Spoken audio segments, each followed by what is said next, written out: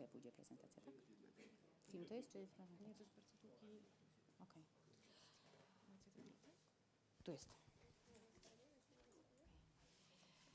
So really happy having you here from all over the world. So I don't know if I will list all the countries that are here, like Canada, France, Italy, Switzerland, Sweden, Denmark, Germany. Many of you. I forgot probably someone. Iran even, yes. So very happy having you here and hosting you on GA, in GA in Warsaw. Hoping that our speeches will be interesting and very rich in exchange, yes. We start from few words about ASF International, Justyna, yes, and then a few words about Poland, what we do, what we have. Right now we are 4 of us, so I don't know, you know us probably, Justyna, Julia and Anna, and me. So yes, Magda. Yes, well, first of all, I would like to thank all of you for coming here, and as well our amazing guests who joined us today and came from so far away also. We are just a group of people who want to make a change in this world, and this is why we are doing all this. And we really thank you, all the people that watching us, because we hope that someone is watching us and that these speeches will be interesting for you, yes? Yes. So perhaps let's start. Okay.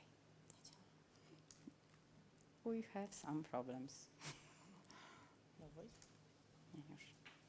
First of all, a few words about ASF International. We are actually a group, a network of organizations from all over the world. We are architects, of course.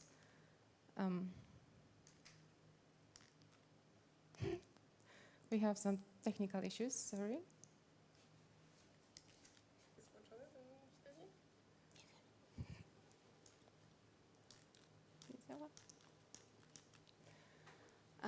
Actually, right now we are 23 countries. We have members from 23 countries all over the world, from 6 continents. So we are pretty big organizations. And we join one time per year. We join 1 time per year to exchange our knowledge, to exchange our wisdom, experience, and to try to, well, be better in the things which we do for people. I wanted to show you several projects which were made by our members. I hope we will see them soon. The things we do, actually, we help people. Most of our help is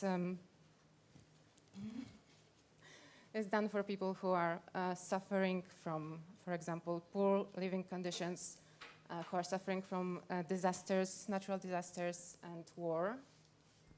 We are trying to bring help, education, and everything we can. Well, here we can see several points on map where our projects done by our members were done. For sure, Architecture Sans Frontières Quebec done a lot of help, did a lot of help for Haiti after tsunami.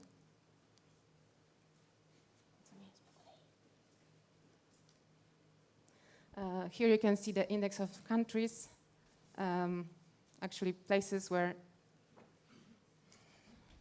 we did projects. Okay, this is like a machines revolution. Well, okay, I think you have the idea what our organization is doing. And maybe Magda will try to say something more about ASF Poland. Okay, yeah, okay, so I will start. Let's maybe do 1 minute break because we have technical problems, yes, and then we will come back to this. It works? Okay. Just tell me when it is to change, you say next and not change. Well, it has 95 pages, so you can just go very fast. Go pretty fast. So you look at the screen and you speak, okay? Yes. So, as you know, we are Architecture Sans Frontières International. Here you can see the part of group Architecture Sans Frontiers Poland. This is the list of our members, which shows actually when each organization started to be a member of ASF International. ASF International was founded in 2007. Oh, it's working. Like I said, we have 23 members. This is a map which shows both active and past organizations.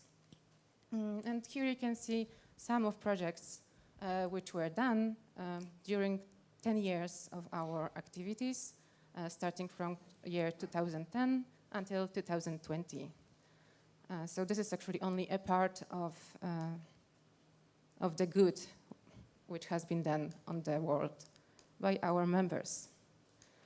Locations are very different. We are trying to help everywhere where the help is necessary, where we can, actually.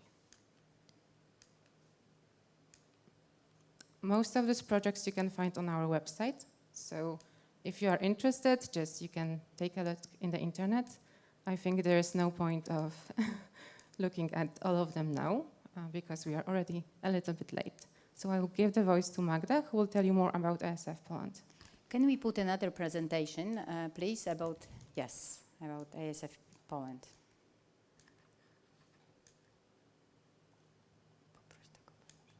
Can we put another one to move? Okay.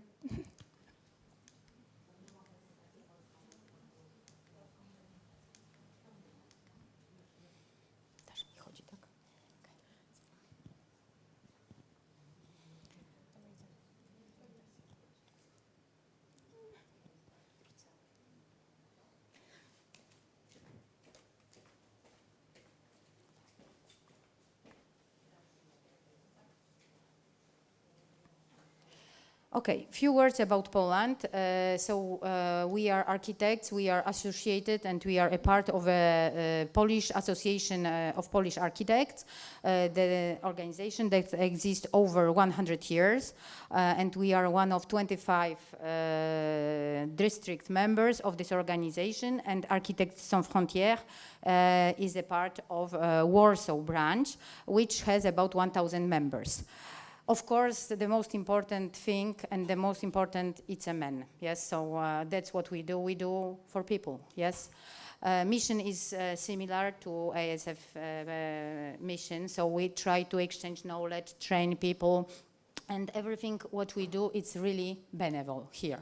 Yes, we started, I just go quickly through few projects that we did because there are some theoretical projects and one we are making realization of it right now. So we did one theoretical, hoping it will be done in Uganda, Kirudu, and it was educational and cultural center in Kiruda, and it was like for missionaries center where normally was dormitory for people helping, training people, and for also for exchanging the knowledge, and with wall in the middle and courtyard.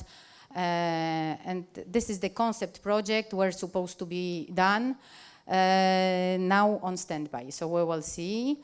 As you see, we try always to pay attention on ecology, on everything which is local, patterns, and also local materials.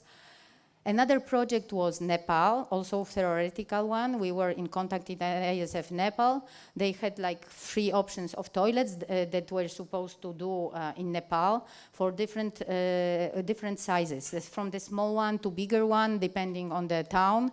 What we proposed, it was a bigger one. It was also a kind of bathroom for women connected with the toilets, yes? So it's also a theoretical project.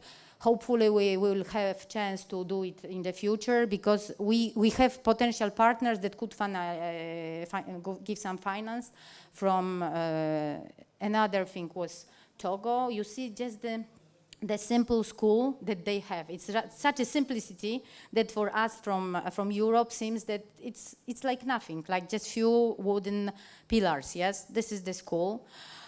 And now I would, because we don't have a lot of time, I would like really to concentrate on Polish project, and maybe better just to call Madam lady from foundation that we are working with, Renata. And the project is, she will tell us in the end about what the foundation is, why we are working together. I will tell at the beginning in few words that it's the foundation name, we give the children strength, yes? So it's for children that have problems in their families. It's a therapeutic center. And we started this project like in 2019. Everybody was hoping that it will go fast, but always we have problems. And this is for us actually a big project, because we did also project by themselves. Yes, we did building permit for this project, we did site supervision, and we had a lot of I wouldn't say problem, but challenges with neighbors, acoustic, and so on. We started this project. We found the sponsors together, the big one, and now we are really under construction, hopefully finishing this year. We started from workshop with kids, because the kids are the most important part of this project, exchanging ideas, building models. It was a great experience for us, like really something to understand what they really need, what they want. They met together on this project. So what we wanted to do, it was ecological garden, and that's how we get the sponsor, Velux Foundation from Denmark, the biggest one, but we have another one. Renata will tell you later about this. So main idea was really like biophilic design, using recycled materials, energy saving, and gardens, therapeutic gardens. And we did also modernization of the existing building from the ecological side point of view. Like we put lighting panels on the roof. We try to recover rainwater from the roofs, and we did thermo-modernization. Here is exact project. So you see that the existing building was existing, so we did thermo-modernization. We adapted it to handicapped people. It was the first phase of this project with the lift. And we also made a therapeutic place, like from the old garage and the garden. Garden at the beginning were supposed to be for the kids. Now probably will be like a therapy part also for psychologists that work there. Yes, so it's like a little bit modified our idea from the beginning, which is good. As you see, we did a really good, I would say, investigation about how many years we need for financially, how much does it cost.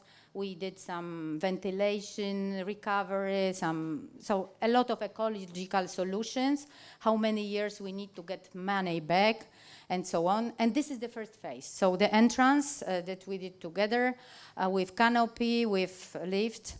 The first project for kids with a lot of attractions for kids. And then, of course, modernization of this project in our minds, that maybe it should be more for therapists, yes? And sometimes also used by kids. And the most important is this part of the atelier, which is nearby. So you have the visualization of this project. And really, we are on the last stage. We constructed already the atelier, and it will be done open soon, and we are working on the garden.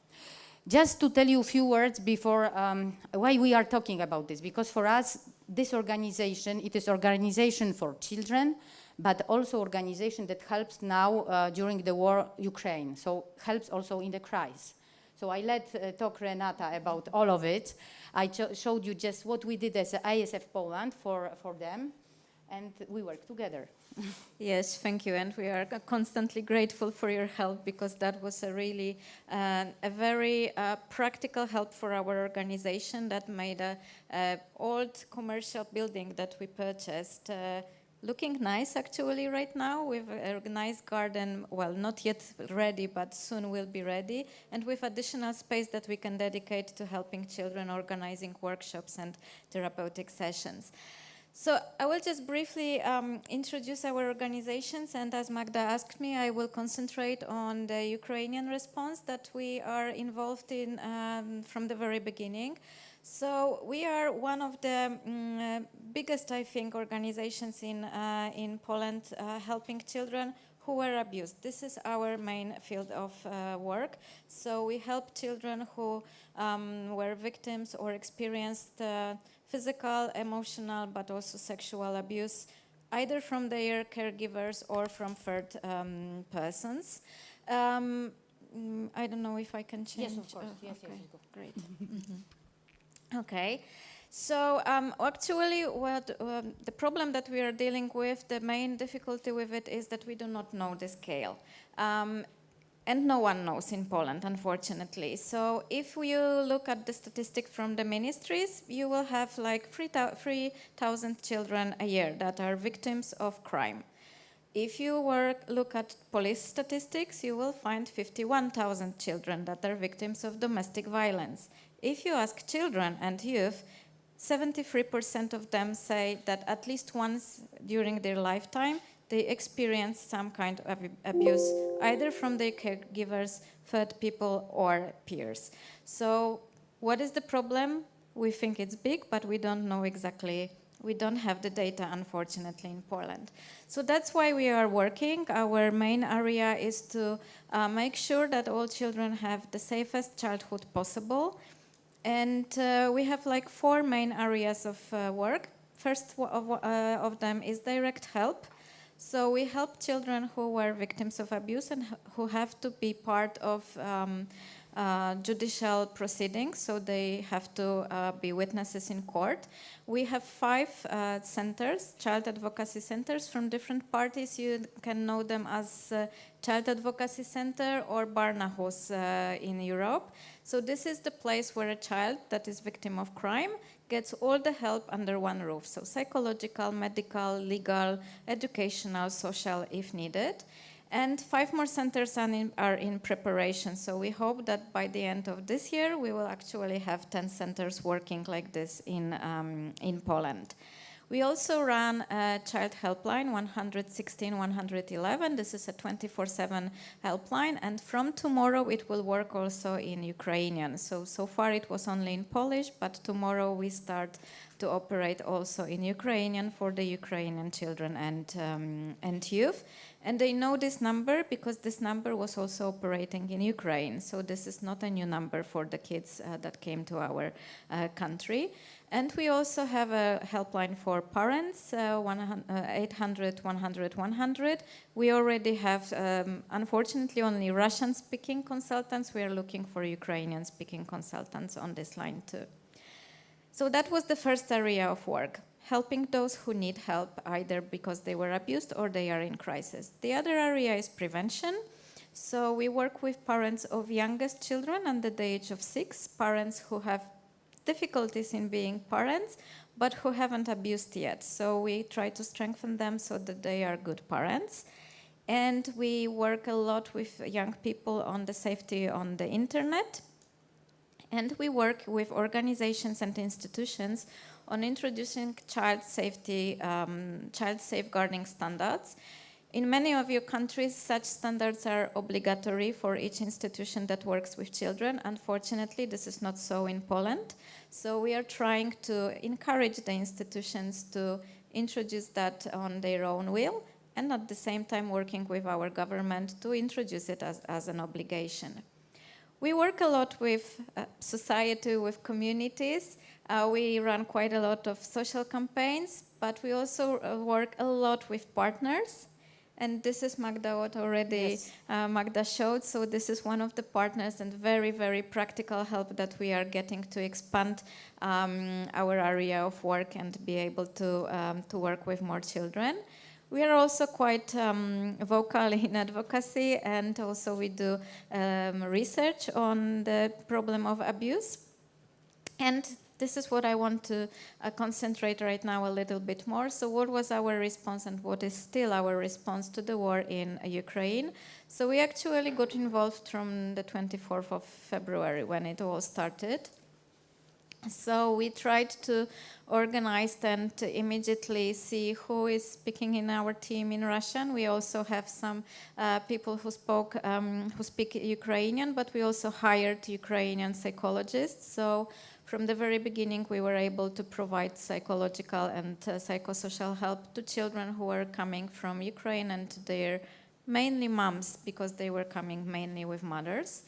Right now, we are organizing day camps for children, so these are going to be more fun activities during holidays, and they are going to take place in Gdańsk and Starogard Gdański, so it's north of Poland. From tomorrow, we are starting the operation in Ukrainian of our child helpline 116-111. So Ukrainian-speaking children and also Russian-speaking children will be able to call with whatever problem they have, and will be able to talk to somebody who will be willing to listen to them for sure. And we are expanding our line for parents with legal assistance, because that's what we learned, that the moms, mainly moms that came with children here, or grandmoms, they need to know how to operate in Poland, how to legalize their stay, how to enroll a child to school, and so on and so on. So we try to help in that. We also prepare some materials, educational materials for parents and children. And we start to do research with this group to see what are their needs actually, not to be guessing what would they need, but to listen actually to them. We are also training and providing supervision for other Polish professionals, but not only Polish, also, as you probably know, there are quite a lot of NGOs in Poland that came during the crisis. So we support them into understanding the Polish context and the Polish, especially legal context. We are pushing, actually, right now we are really pushing for child safeguarding standards, because, well, those of you who are from Poland or who are working in previous crises in other countries know that unfortunately such a situation also make it well, more possible, unfortunately, for some people who want to hurt children to get access to children because their parents are not present or preoccupied with other things. So we already have cases of child abuse by volunteers in different organizations. So we try to push actually right now for this child safeguarding standards, especially vetting of all the personnel that is working with them. We also work with several big partners to re-grant resources to smaller local organizations throughout Poland, because they might have more difficulty to accessing, I don't know, big organizations like UNICEF or other organizations. So we are trying to help them with resources. We are also a co-chair of the official child protection working group under the UNICEF Regional Response Plan for Ukraine in Poland. And we get quite a lot activities to our parliament to make a better law for Ukrainian families and children coming to Poland. So I think that's very briefly this. So if you have any questions, this is my email address. I'm very sorry because I cannot stay. I have my father's 80th birthday today, so I have to run to family reunion. So sorry not to be able to stay longer with you, but it was a great pleasure to meet you today. Thank you for coming anyway, and yeah, thank you.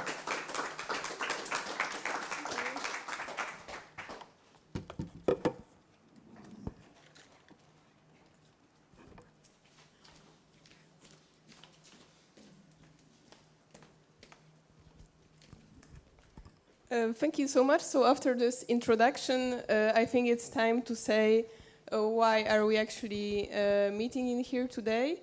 What's the topic of our meeting? And yeah, as you probably already saw, it's the architecture of the crisis. And of course, we are talking about the crisis which is happening just across our border, in Ukraine, and right now we would just like at the beginning to show you some numbers to give a little context on the scale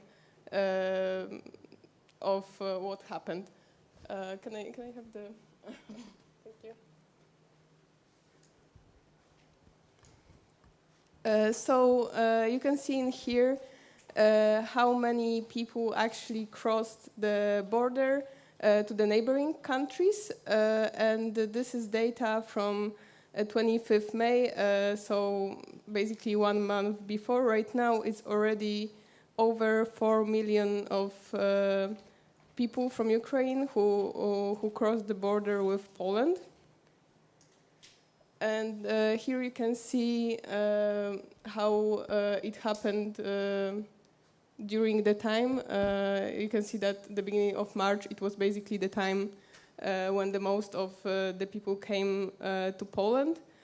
But what is, I think, also very important to say that before this conflict, there was already very big community of Ukrainian people living in Poland. It was over 1.5 million of people from Ukraine living in Poland, before the conflict. And here I just wanted to show how many of the people it is. Actually, right now, 13% of Warsaw inhabitants are Ukrainian. And we know that during the conflict, over 300,000 of people came just to Warsaw. And I just wanted to show how this percentages looks for different cities. So you can see that, for example, Rzeszów is 35% of all inhabitants that are from Ukraine. With knowing that, we wanted to show you a couple of examples of grassroots, the little organizations, or basically the response of the people from Poland to this conflict, and how we can help and how we've been helping during this time. So this is the tiny fundraising that we organize with our friends on our university. And it's one of the ways to help is just by raising money. And we tried in here to sell our works as students. And we sent this money for the humanitarian aid for the victims of the war. The second one that I wanted to show you, it's an initiative organized by Foundation Puszka. And this initiative was all about the integration of incoming people from Ukraine with us here in Warsaw, and it was a series of the walks that have been organized near Vistula River. Another one was organized by Foundation Ocalenie, and this foundation is actually doing a lot of work in this field, but the one that I wanted to show you is a community center, like a playroom organized for the kids in Warsaw. And I think what is also very important is to remember that people who are coming here, they are having very different needs, and the foundation step by step addresses these needs by creating the little estates for people who are disabled. And they are creating these little estates using containers, that are accessible for everyone. Another thing that is very important and was addressed during this time is a mental support and providing the psychological help for the people who came. And one of the foundations that was providing this kind of help is Pracownia Terapii i Rozwoju. But we had many people who just by themselves also as psychologists they offered to help.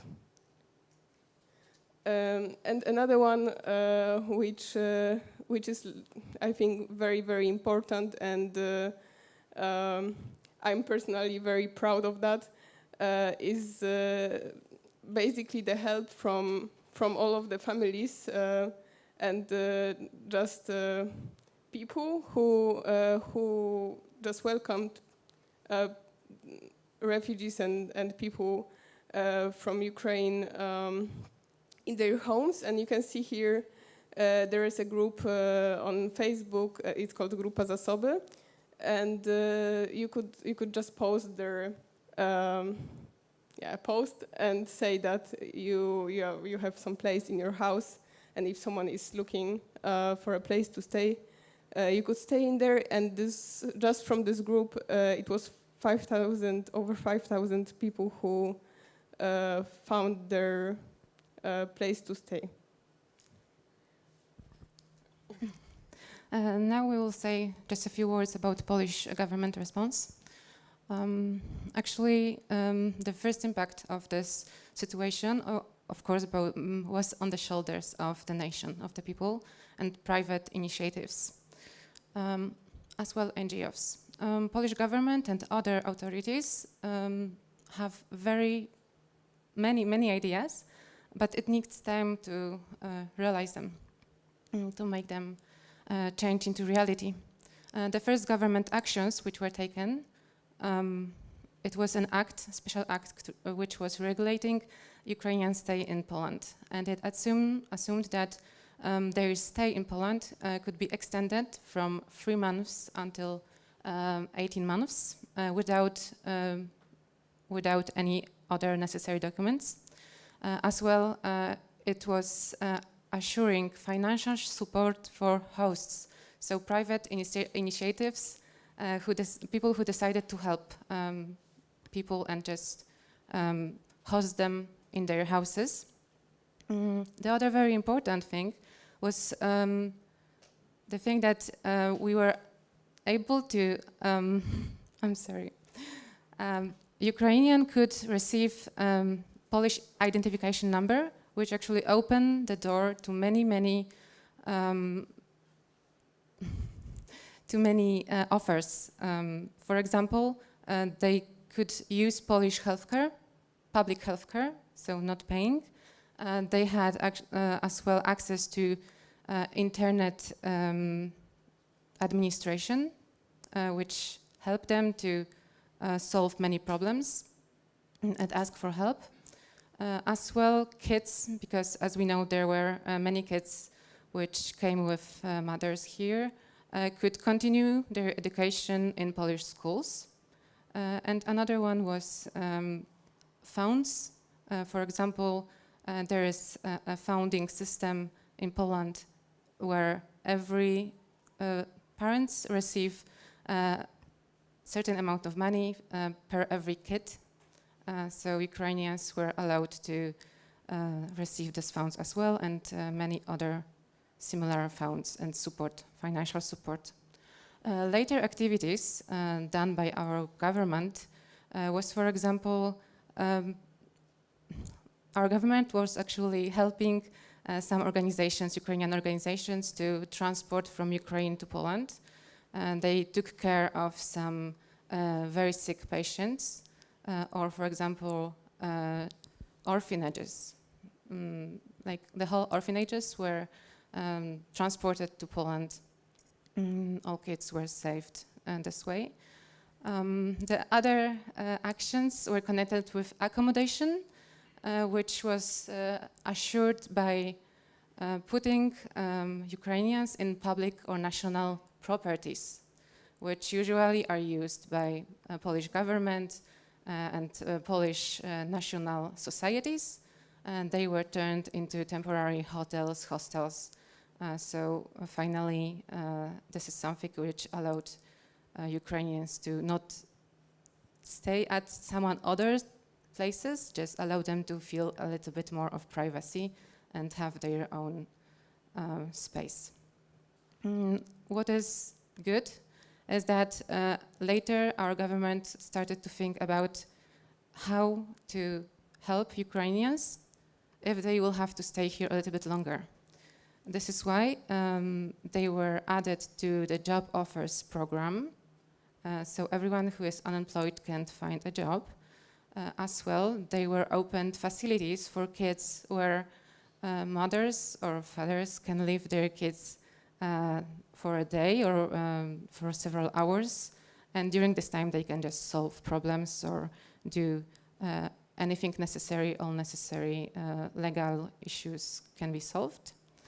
Right now, we are thinking about creating Polish lessons funds because to have a job, you obviously need to speak language. But this is an idea, and there's a lot of ideas. So the problem is in executing them.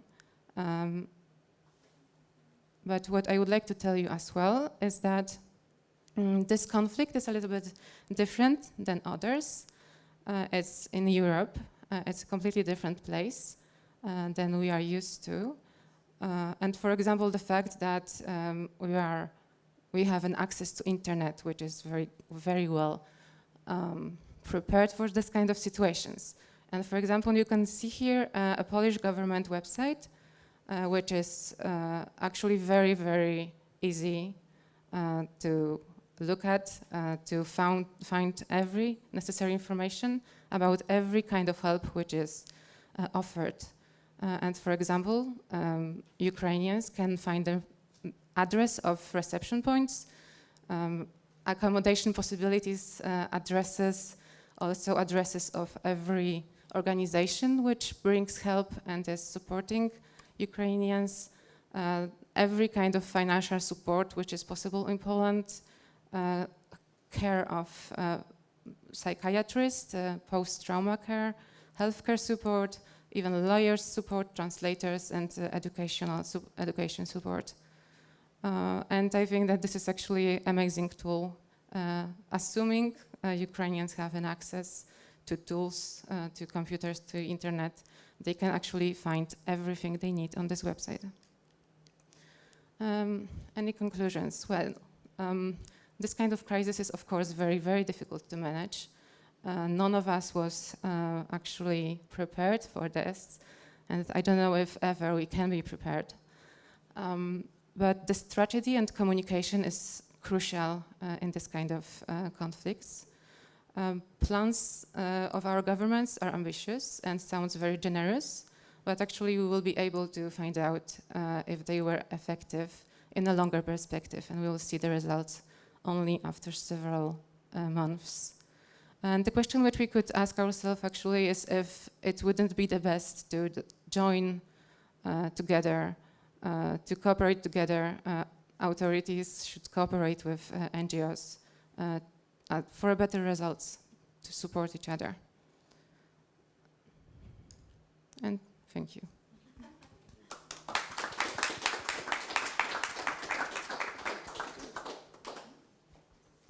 Yes. It's me now. Oh.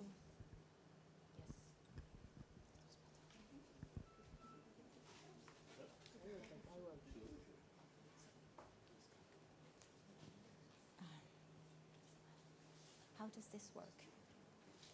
Oh, this one forward, this one backwards, and that's it. Okay. Okay. So, hi everyone.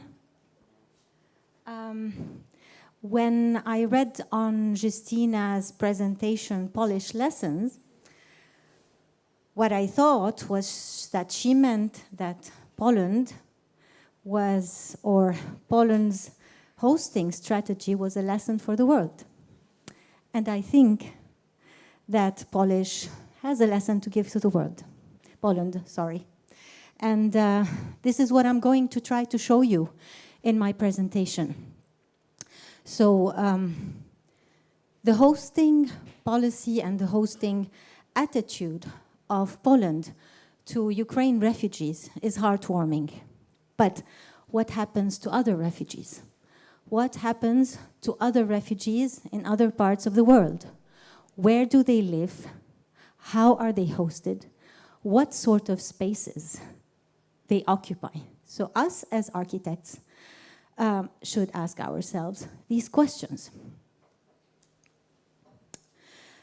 I did a PhD study on refugee spaces and on the relation between refugees and their spaces. Do they remain shelters? Are they appropriated as homes? And what are the factors that influence them? So camps or no camps? That was the debate in the literature, and that was the debate amongst activists. So I started to look at refugee spaces. I started to look at organized camps like the Zaatari camp in Jordan. I looked at different typology of sheltering for refugees in Lebanon. I looked for marks, I looked for designs, I looked for cultural symbols that would make me understand whether refugees have the control of the spaces they occupy, whether they feel at home, or whether they are in a shelter afraid of being evicted and feeling that they are not stable. But I was looking at the wrong things. I sketched, I searched, I talked to people, and then I understood, as an architect, that space typology was important, but it was not the right thing to look for. I had to look for other things. I had to understand the relation between refugees and spaces they have no right to occupy. So the issue that I had to investigate was power over space, rather than the space typology itself. My research focused on the case of Syrian refugees in Lebanon.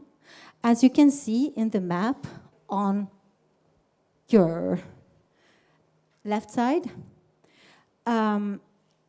like the situation in Ukraine, and we can draw many parallels, like the situation of Ukraine, most refugees went to neighboring countries.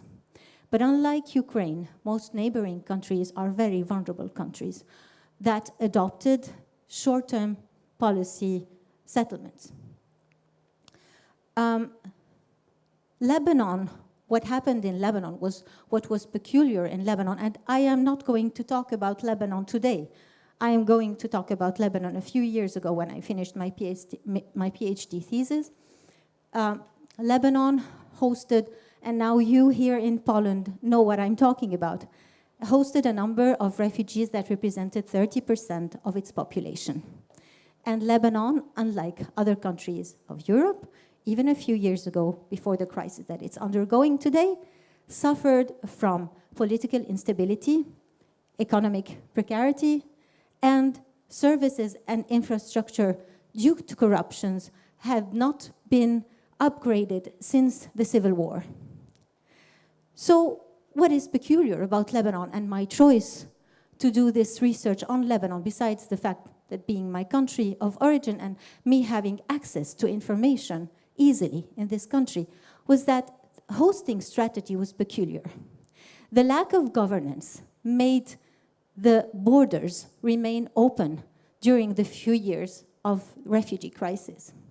So a great number of refugees was hosted in the country. The other peculiar thing, despite the large number of refugees, there was a non-encampment policy. So no organized camps were allowed in Lebanon. There are very few organized camps that were created on private land by private organizations, but it was not the type of organized camps traditionally organized by the UNHCR in accordance with the government of a country. So no camps were allowed, and refugees had to, this large number of refugees, 1,500,000 refugees, had to find a house, a home, a shelter on their own. So they occupied the territory in a chaotic manner, and they lived informally in different types of housing. But what was more peculiar in Lebanon was that refugees do not have any institutional status. So 1,500,000 people in Lebanon are not legal settlers. They are not visitors, they are not refugees, they are not citizens. So this puts them in a limbo, in a state of temporariness, and it's the 11th year. As I told you, I started looking at housing typologies, and I identified 7 typologies that I grouped for, methodology purposes into 3 types. So urban neighborhoods, informal settlements, and organized camps. I worked on 6 case studies, but I'm going to present to you only 3 case studies to be brief and concise. I'm going to concentrate specifically on Naba, the hostile hospitality. This is how I would resume the situation of Naba. Naba is a small neighborhood in the eastern suburb of Beirut. It's a poor neighborhood, typically old buildings, sometimes with unstable structures that have not been renewed since the 1950s. What was peculiar about Naba? So you see, Naba is the small white square. And the other highlighted area is the area of Burj Hamoud. You know it. You've lived there. So what was peculiar about Naba and what I couldn't understand was why in a very poor neighborhood where most owners were Shia, that were the allies of the Alawite regime of Al-Assad. So owners and employers in this neighborhood were Shia. And 2/3 of the occupants became Syrian refugees.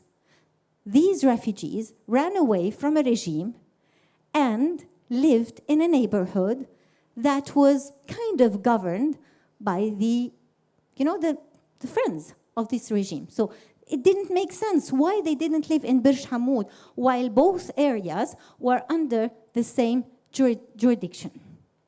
So it's the same municipality.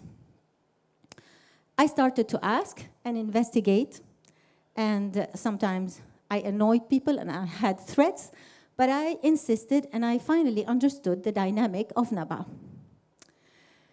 So in Naba, there is something that I forgot to mention, that the lack of governance, the central governance in the country, made municipalities responsible of hosting refugees. And each municipality had its own context and adopted, whenever it could, its own policy. Now, the municipality of Burj Hamoud couldn't adopt any policy and didn't have any say in the management of refugees. Not in Naba, anyway. In Burj Hamoud, but not in Naba. Why?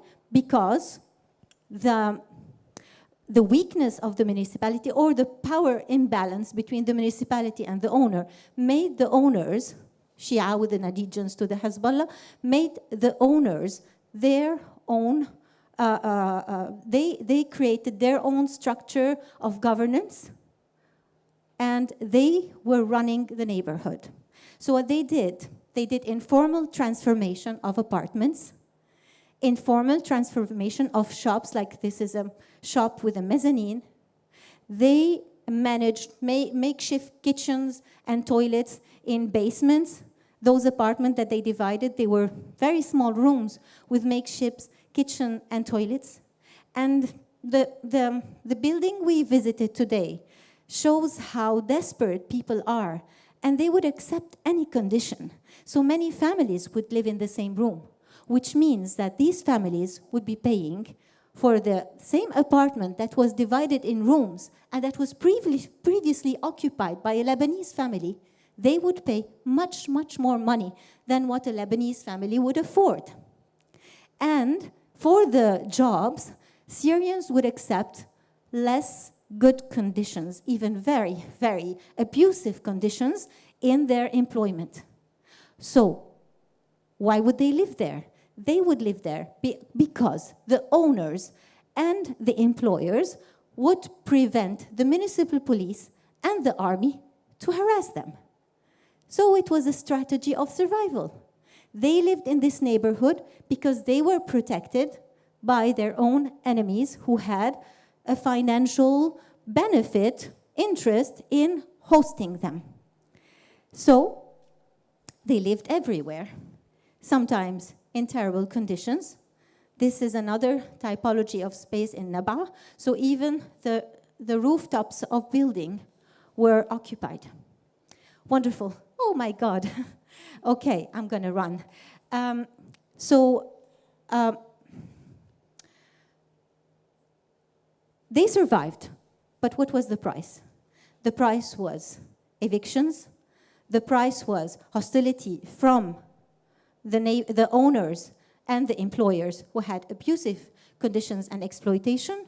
The hostility of the Lebanese tenants and the Lebanese employees that lost houses and jobs for them. And why do I call Nab'a a camp city? I call it a camp city because it became a prison. Those people couldn't leave the neighborhood without being threatened to be arrested. So, is it a camp or no camp debate? No, it's not. I'm going to pass very quickly on the two other cases that I wanted to show you because I only have a few minutes left. So this is the Dalhamiya settlement. It's an informal settlement in an area close to Zahle, the capital of the Bekaa Valley, where they do very nice wine. I'm not making the promotion of my country, but anyway. So the case in Dalhamiya, the municipality in Dalhamiya is the municipality of Zahle. It's a municipality that governs a community of a majority of Christians, so there is no power imbalance. And the municipal representative or the municipal leader has the power to adopt any settlement policy he wishes for. But what they do in Zahle, what he decided, that as long as refugees are invisible, so as long as they are in the outskirts of the town, they leave them in peace. They do not live in the city, as long as they are invisible. What's the price of this invisibility? The price of invisibility is that these informal settlements, besides the pollution problems, because they are on agriculture land, besides the fact that they are not connected to a sewage system, they are not connected to electricity, they don't have water. Besides that, no one knows what's going on inside them. So, you see, it's homogeneous, but then you go inside and you see spaces like this, and you see spaces like that, and this is permanence. This is a bad permanence, because it's not an organized permanence. It's a permanence that is creating pollution to the environment. But that's not the main problem. The main problem is this. So there are spaces like that, and there are spaces like this. It means in the same settlement there is hierarchy. In the same settlement there is the shawish, who is the camp manager, who is running the camp the way he wants, and who, even if he is a Syrian himself, exploit refugees. That's why I had so many questions today during our visit to this center. What happens? What is there prostitution? Is there child abuse? Is there commerce of illegal materials? Nobody knows. And by the years, because I did longitudinal studies, I was less and less welcome in this space. The last case study, very quickly, before Anton raises a card. It's one of the very, very few organized camps, also in the Bekaa Valley. And in this camp, exactly like the place we saw today, people, refugees, have a free occupation of space. Not only that, but there is an informal small market. Refugees are empowered. They have the right to work. There is a mosque. There is a small pharmacy, hospital, gym, soccer field, and people, even though they are not happy at all with those metallic containers in an area like the Bekaa Valley, which is very hot in the summer and very, very cold in the winter, they appropriated their spaces, they enlarged them, but there is a limitation with the structure of the space. But mostly, and most importantly, this camp, and it was a challenge for its organizer, Urda, an amazing organization, they wanted this camp to become a city. But that camp never could become a city, because a city is a place of influx and transformation. And this camp is a space of disconnection. And more than that, even more than that, questions that came to my mind and that I couldn't answer. Who was allowed in the camp? What are the conditions to live with free occupation in those very, very limited spaces?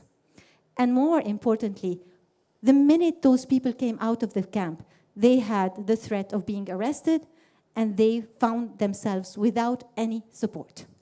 So, results and recommendation. First, as architects, we have to know that the debate on camps and non-camp spaces is not the right debate. Second, when the state governance is weak, and this is one lesson that Poland can give to the world, other informal predatory structures of power are created, and usually these power structures are not very nice to refugees. 3, excluding refugees. And this is a very important point. Do not make them leave. Even if the host country is precarious, even if it's suffering from all the problems in the world, excluding refugees only exacerbates their vulnerability, only make them weaker and weaker. Why Ukraine refugees are leaving Poland? Do you want to know why? Because you are empowering them. Because you are giving them the means to return to their homes.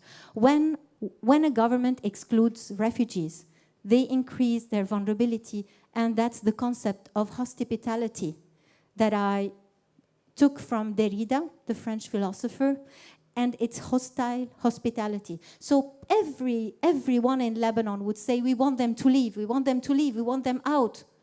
But hold on, if you want them to leave, why are you renting them houses?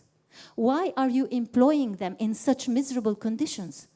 So actually, you are hosting them, but in miserable conditions because it's good for you. But who are the you? The you are the rich and the powerful. And who is suffering?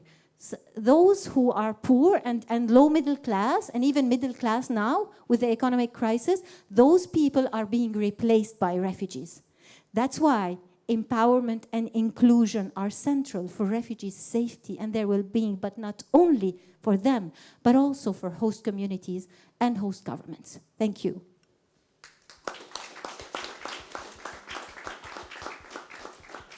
Do I wait for questions, or there are no questions?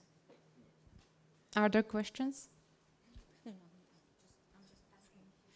No, thank you so much for your presentations. Now we will listen to the presentation of Hubert Trammer about the SHELTER paper, partition system in emergency settings. Okay, I have let myself not to prepare for you the new presentation, but I will use the presentation I have presented at the New European Bauhaus Festival in Brussels 2 weeks ago. So the situation with shelters, which I was included, will be combined with some more general aspect. And when you, some people are asking questions, why in Poland we are so good for Ukrainians and we're not so good for the other refugees which came to Europe before. And there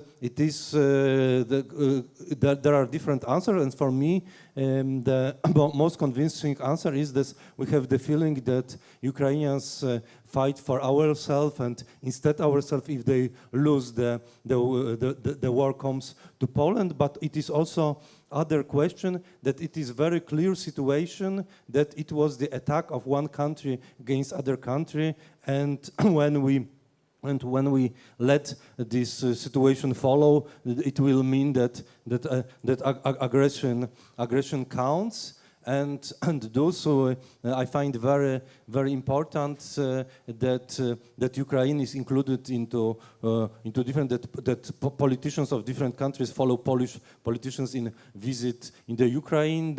Ursula von der Leyen, president of the European Commission, came to Ukraine, and just the day after, Volodymyr Zelensky, president of the Ukraine, has in his daily speech to the nation has called that the reconstruction of Ukraine will follow the principle of beauty, inclusiveness, and sustainable development. So it means that how the ideas which somebody who supports represent can go to the country, so it can help development Europe. So I can compare it into the situation that in 80s the politicians who mostly supported Polish fight for independence from Soviet Union were Ronald Reagan and Margaret Thatcher, and the effect was very far neoliberalism in Poland, because we believe that who is good for us, good, everything she or he said is good. So I think that the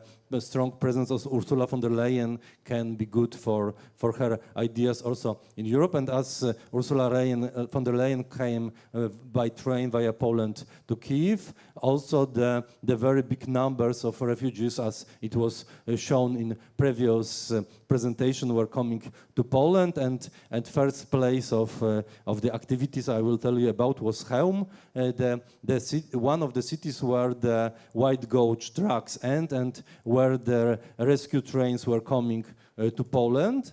And this city is also the hub for humanitarian help. They have created a place in their magazines that there is a lot of humanitarian help which comes around Europe, and quite often it is the situation that some people or some organization send the car or bus with humanitarian help and wanted to take refugees back. And when the driver was in the way, they were searching for a place to reach, and the city of Chełm has prepared magazines for those who will not find the place to segregate and send that further to the Ukraine. And also there, in former Tesco hypermarket, which was closed down, the today's owners has get it for free to the city for 3 months to create the reception centers for the refugees. And this is the photo of the first group which came to the refugees. And this woman you see is the woman which has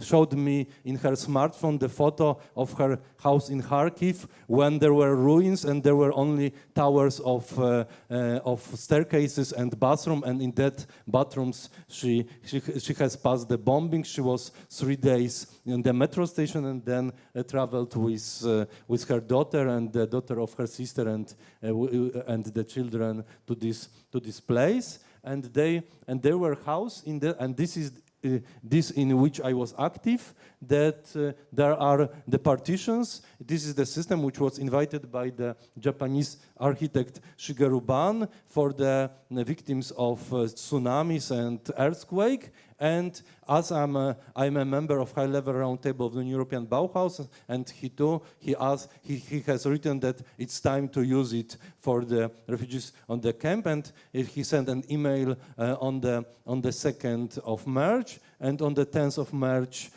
you see first refugees coming to the place in the center, which was also I contacted the city of Chełm, and the answer that they want us to come was 3.5 hours after my question if they are interested, because they were right by preparing the reception center, which they wanted to be good with place the children to play. And here you see the Shigeru Ban with 2 refugee twins brothers and volunteers in that centers. And here is the photo of different people. The only one person with the COVID mask is the mayor of the city, the youngest mayor in Poland, now 31 years old. When he was elected, he was 27. And the group of volunteers from Poland and other countries. Here is the 23 years old student of architecture from Wrocław who was coordinating the layout. And here you see the works on preparing the paper tubes, and we were preparing them to assembly that on the place in Chełm, and also to send them to the Ukraine, where they were assembled in other places. And here you see the detailed photo of these tubes. And here I have for you the little souvenir. So this is the box. Originally, there was a box of chocolate which I have bought in Kharkiv in the year 2018, and it is here on the top. You have Ukrainian coat of arms, inside Ukrainian anthem in Ukrainian and English. And here I have eaten the chocolates 4 years ago, and here are the remnants from drilling the hole, so you can take it as the souvenirs.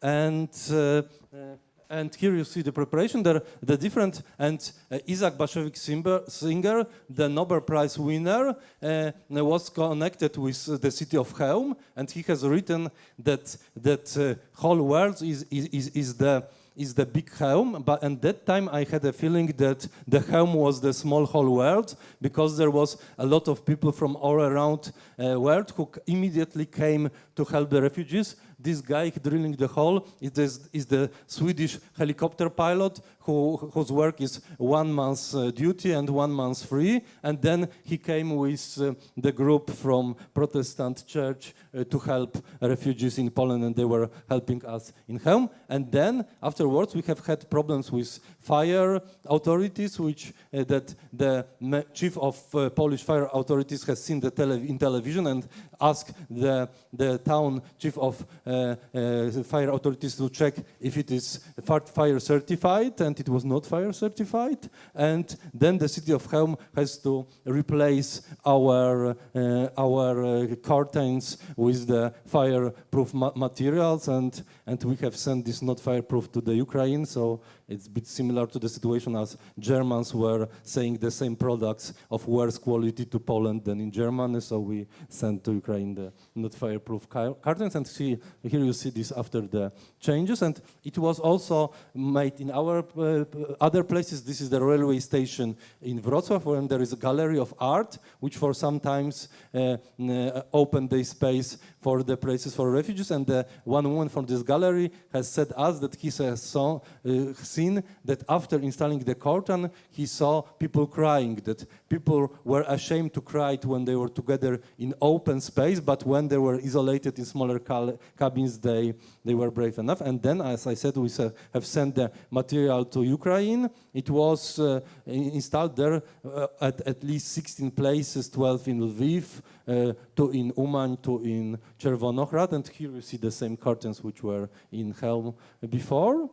And it was also the answer for from the humanitarian for the Shigeru Ban, which was not only from Poland, it was also from Slovakia. It was then installed in some places, and we have also developed solution. For example, the curtains originally they are connected on safety pins. We have developed solution on knobs that it is easier logistically. Here is the place, the sewing firm, which has helped us first for free. Now we ask them to, and also the other firm which prepares exhibition has offered us place for drilling holes, so there are no more drills on the place. And they also find a solution that before you have seen how it was made, here is more quickly and more that only 2 moves instead of 8 to drill 4 holes. And also different contracts. Okay, thank you. Different contacts are created. Here, this guy on the left, he is Iranian, and I have seen in the refugee camps by Ocalenie Foundation when we were installing that, and he has told, and he was living for some years in the Ukraine, and now it is also important that Ukraine was country where many migrants who did not have possibility to come European Union were also living, and he came there and he asked who he can help, and he was drilling the holes. And in this firm works also the guy on the right side is Armenian, so they were speaking Russian during this work. And we also installed it in different other places. And this is the former school in Southeast Poland by the former borders, where the families live in classrooms, so it is mostly mothers with children, and we came there to install, for example, 4 families in one classroom, to divide it to the different places. And what is interesting that not all women wanted to have it, and there is a classroom where there was only one family, and it was not supposed to install that there, but this woman which you see on the photo has asked me that they want to have 1 modules, because when they want not to have 1 room but have to divide space for eating, that they feel a bit more like at home. You see on the carpets blankets on the floor. And there is also interesting things in that camp, that in the school they have transformed toilet into the shower. just removed the WC and put holes in the walls to create, and quite quickly has done it. And also other, I was not very included in that. It is there in the office tower in Warsaw. The firm has gave it to the foundation which wanted to create the school for Ukrainian students whose parents do not want to come to their children come to Polish school, but to follow Ukrainian program. And they have transformed this office building into the school. The architects from XY Studio has gave project for free. Where on these two persons on the right side are the chiefs of the office. They were also actively by making the school. And some more statement that sometimes ago a friend of mine has told me that somebody from Western Europe has asked him what Western Europe can learn from Central Eastern Europe. He was not able to answer. I also not, but after 1 week I have found a solution that they can learn for us to be oriented on solving problems, not on avoiding them. And it does not mean that we have to have ready answer to every problem, but to be ready that we not avoid problem. We do things, and we are not afraid that problems will appear, because orientation on avoiding problems gave us Second World War, and they gave us this World War. And I think that Ursula von der Leyen seems to understand it, but also there are problems that there are many very good foundations of Europe, but one of the foundations of Europe is corruption, and everybody knows on Gerhard Schroeder, but other person who was corrupted by Russia was Voltaire, who was paid by Caesar Katarina to discuss with Diderot and Rousseau, who criticized her aggressions, and he was writing license. He is still in Pantheon and understood us. And also what is important, it is the slide from the presentation which we created 2 years ago inside New European Bauhaus, that question of relations, that Europe was in max extent colonial, and Russia has had the possibility to show to pretend that they are not colonial, but this aggression shows, and also this how they fight with famine in other countries, that it is also the question of get rid of coloniality. It also shows when we see the Europe, all 5 capitals of European Unions are very close in the central of Europe, and we also in new European Union countries say that it shows their attitude. So I think that now, after that, what Ukraine has done, it would be good to have other of European Union capitals in the Ukraine. For example, Chernivtsi, the city which has also multicultural history, like Strasbourg, and it will show that Europe is not only the centers to the old part, but is open and gives the important place also in this other part. Thank you very much.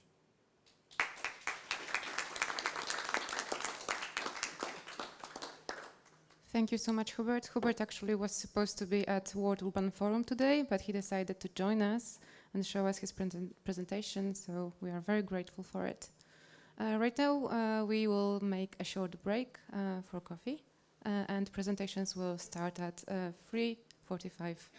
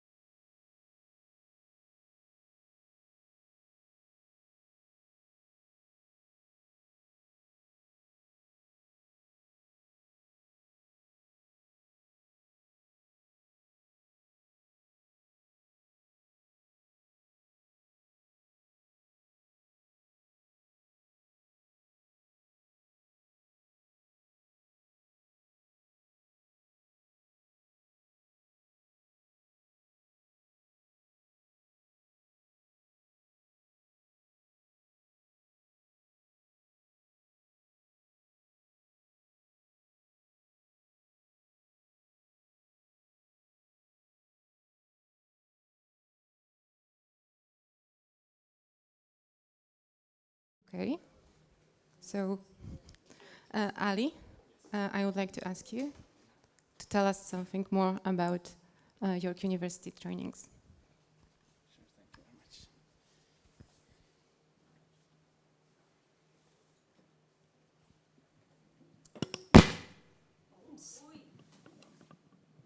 Oh, sorry about that. Maybe that's somewhere else.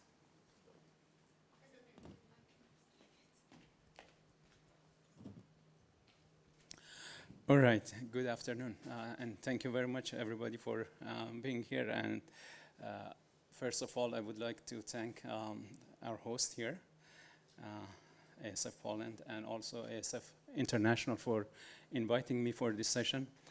I'm not a member of ASF, but I like what you do very much, and I hope through this presentation and also conversation with you, and also what we are going to do together, hopefully in the next few years, to be a close partner with you. What I'm going to do mostly is to introduce what we are doing at York, particularly CFAL York, and also a little bit background about the network that we have, and go into what we are proposing. We have proposed this to ASF International, and hopefully if it goes well in terms of how we structure it and how we cooperate and collaborate with each other, we hope to use this as not only a base for our partnership, but hopefully as another example and model for similar type of partnership that we have with other agencies. And I believe this is an idea that is transferable to other agencies of this nature. So to start with, at York University, we have a number of centers that are supporting us, and all kind of doing different research and activities, but come together when it comes to human side of the things, especially with regard to refugees, for example, displaced population, disaster and emergency management. These are some of the centers that I'm currently involved with, and we work together very closely in a number of areas. And most of them are used in the proposal that I'm making here to the ASF International. Now, ADERSIM is one of the centers that I'm now running as an executive director. It is basically a research and training center for disaster and emergency management, mostly focusing on simulation and visualization, all kinds of technology applications.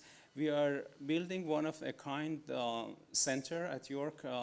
It is an emergency operations center, basically, that is first of its kind at the university base as a training and research, and also rapid response operation. It is under construction right now at York University, and we are hoping to open it during this September, mid-September. This is going to be one important element of this proposal that I'm making today. CFAL York is another one. I'm going to talk about this more in detail. But City Institute is a center that we work with. Center for Disease Modeling is another important center which was really used, and we worked together very closely during the COVID situation. This has expanded its scope and applications and activities to some more research, especially for post-COVID situation. And Center for Refugee Studies is another center that we closely collaborate, and it is very strong at York University. As you know, of course, refugee is an important element and issue in Canada, and all the time we receive a lot of refugees from different parts of the world, including from Ukraine right now. And we also have this Dadal Institute for Global Health Research that is involved in a number of major projects around global public health. We are now running, and I'm involved in a number of projects in Africa, especially around COVID and climate change impacts on public health. YEmerge is another major research institute just created for disaster and emergency management related activities at York. So this is the network that we are all connected at York right now. ADRSIM is an important part of this collaboration and partnership that, as I said, is going to be an important partner to this training proposal.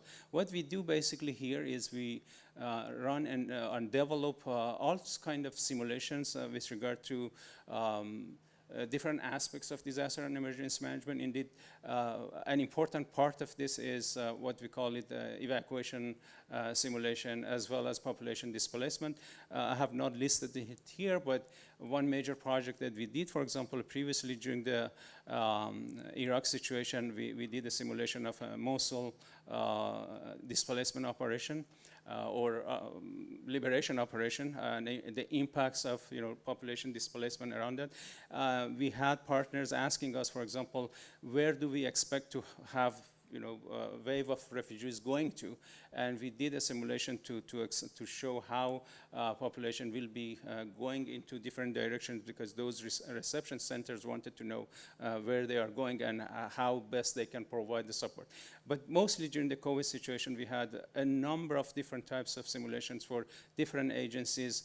Much of it is a mix of different technologies, different activities. I would say an example, for example, it mixes different technologies to bring in a simulation that can be used for actual operation, for training especially, because people can use this kind of computer simulation and modeling built based on real and reality of the world, and without being part of the physical system. It worked very well in COVID situation. As you know, even us, we were not allowed to go, for example, to hospitals, but we were able to recreate the same hospital in a virtual world using different technologies, and use that for training and other activities with regard to measures of COVID mitigation, etc. This is an example of the type of models and simulation we do. It could go, for example, as a scale of a refugees camp or center, or like building that we saw, to a larger context like a city also. An example of what we did collaboratively with Fatim here, this was a conference, IRA conference we hosted in 2017 at York University, and the results was published as this book, which is one of the key contributor to this was Fatim's paper on refugee camps. I also want to talk to you a little bit about CFAL network. I don't know if you are familiar with CFAL at all or not. CFAL centers are centers created jointly by the United Nations UNITAR, the training arm of United Nations, and local governments, universities, and sometimes NGOs in host countries. There are currently about 25 of them operational across the globe. This is an important network, especially for us, for the training that we do. Not only we do our own training, but also we share this training and collaborate with each other whenever is needed, and where there are interests in this, other countries where these CFAL centers are. The overall idea about what they do, or the kind of trainings that they are doing, they are focusing mostly on economic development within local governments or beyond, environmental sustainability, for example, cross-cutting or between cross-disciplinary, cross-sectoral application and activities, as well as social inclusion and local government capacity building and planning.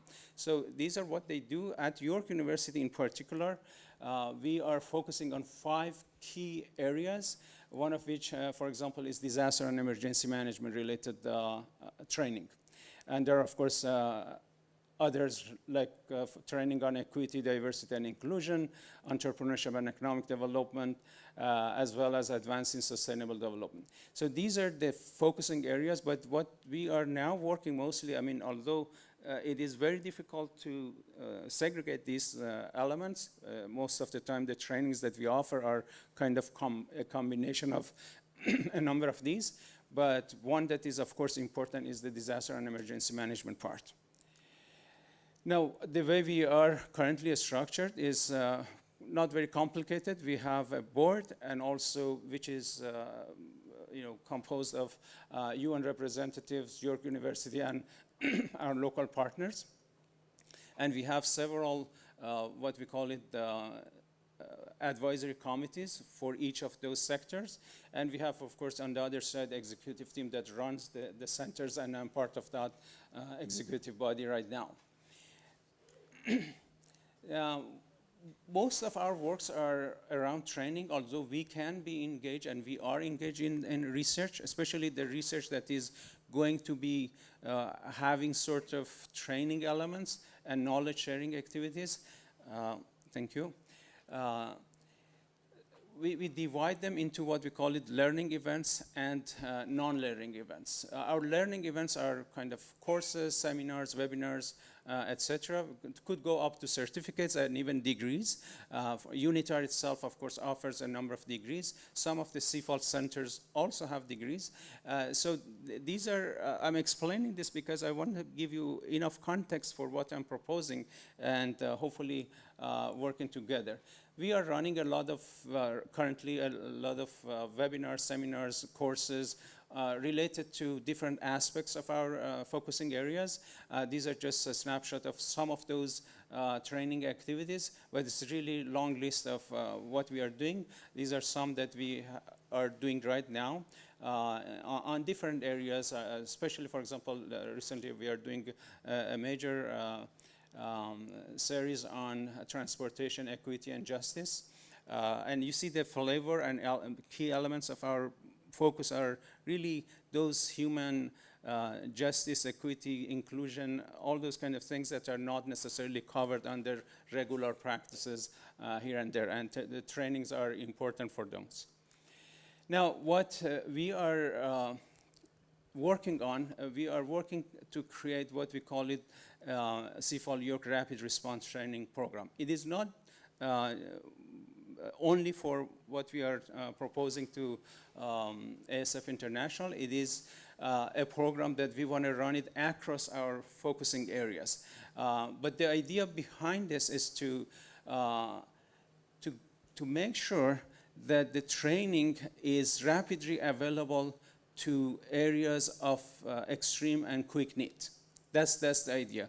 Because there are trainings that are offered or can be offered on a regular basis, but there are trainings that are often needed quickly, and you need to mobilize certain resources as quick as you can to provide those kind of trainings to those who need this, basically fairly quickly.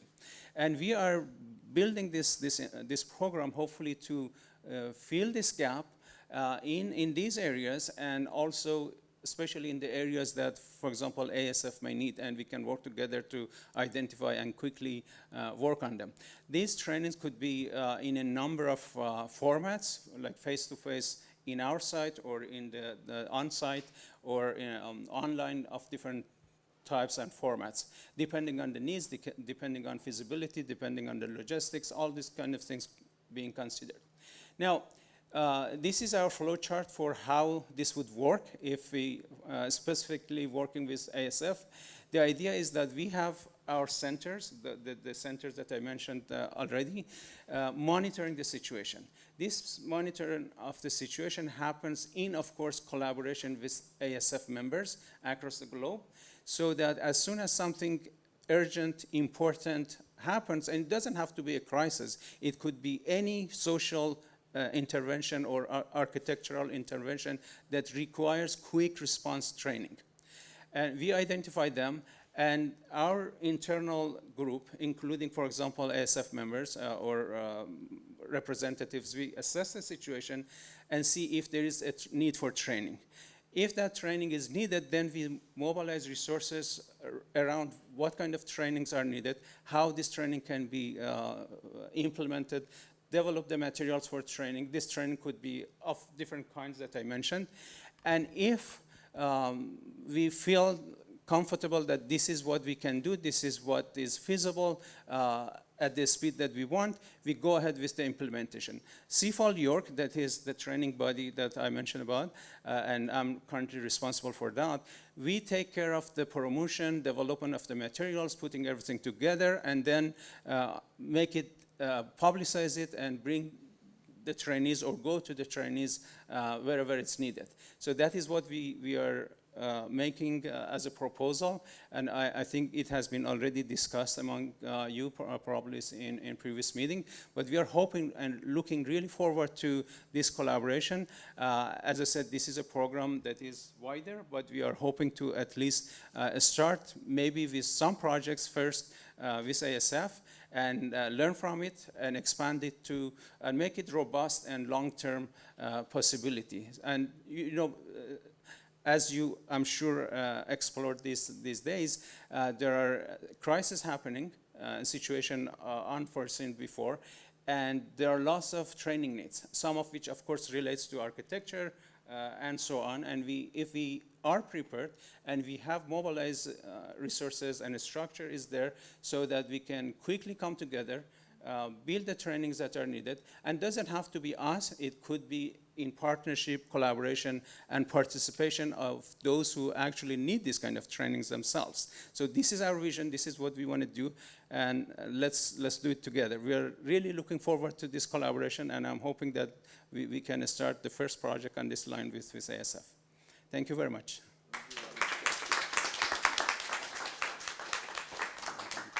Pass the torch to you. Okay. Thank you.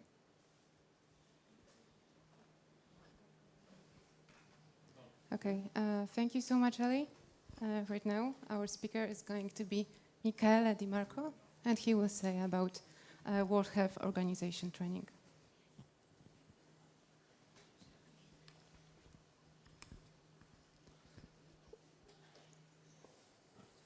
Okay.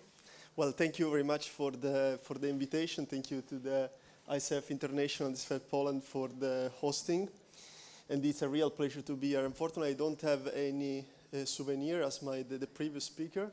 I cannot give you anything, but just we can chat later on. Next, no, I can change it. Yes. Okay. So basically, if we are looking at the number of refugees in the past 10 years, and if we are looking at the number of victims because of conflict or like war and other kinds, we can say that we are actually in the middle, already started, on a dispersed Third World War.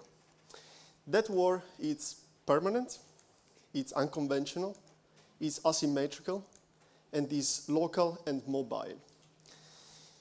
If we are looking at how this war actually ran, there is a difference between the past and now. The targets are civilian, and the civilian are actually the main victim of it.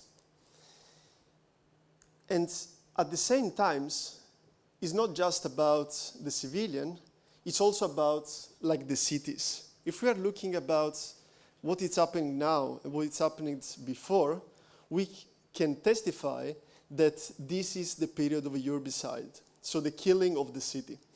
So cities now it became the primary battlefield for war, and cities are becoming the favorite place and target within war. So if someone is destroying, if someone is actually killing the city, someone else has to rebuild it. Someone else has to put them back. And at the same time, if we don't do that, we just fell into resignation. So I was just trying to look like, and I try to understand why I use this kind of title, Architecture of Crisis. And Architecture of Crisis is normally arising on three ways: as a direct and immediate response to the crisis, as a project to relieve crisis, and as a form of future-proofing in case of crisis it's again. If we are connecting that together with the cycle of disaster management, we can say that architecture is normally used as a tool for response, for recovery, and for mitigation. I think I don't have to explain what a disaster is. I don't have to explain that that we don't call a natural disaster because natural disaster doesn't exist, but we call disasters that are caused by natural hazards, man-made and technological hazards, and as well as various factors that influence the exposure of vulnerability of community, such as, for example, an outbreak, an epidemic, a pandemic, etc. So, and if we are looking at what is the relation between disasters and the building environment, and how the disasters are actually transforming the building environment, we can just make few examples in relation with, for example, natural hazard. Earthquake change the building code of cities like Lisbon, countries like Chile, Japan, and many others. If we are talking about technological hazard or man-made, taking the case of Switzerland, 1963, for the fear of atomic attack, the government of Switzerland decided that everyone has to have the possibility to get shelter in atomic bunker. So after the 1963, everything that was built after it had to actually have an underground atomic bunker. And of course, very long relationship between infection disease outbreak and the transformation of building environment.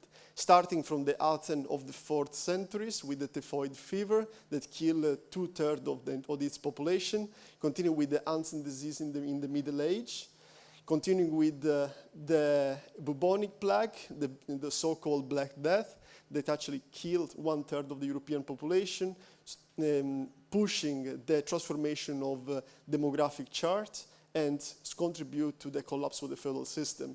And we can continue over and over with the 7th cholera pandemic. Right now we are on the 7th cholera pandemic, the SARS, and a long distance between.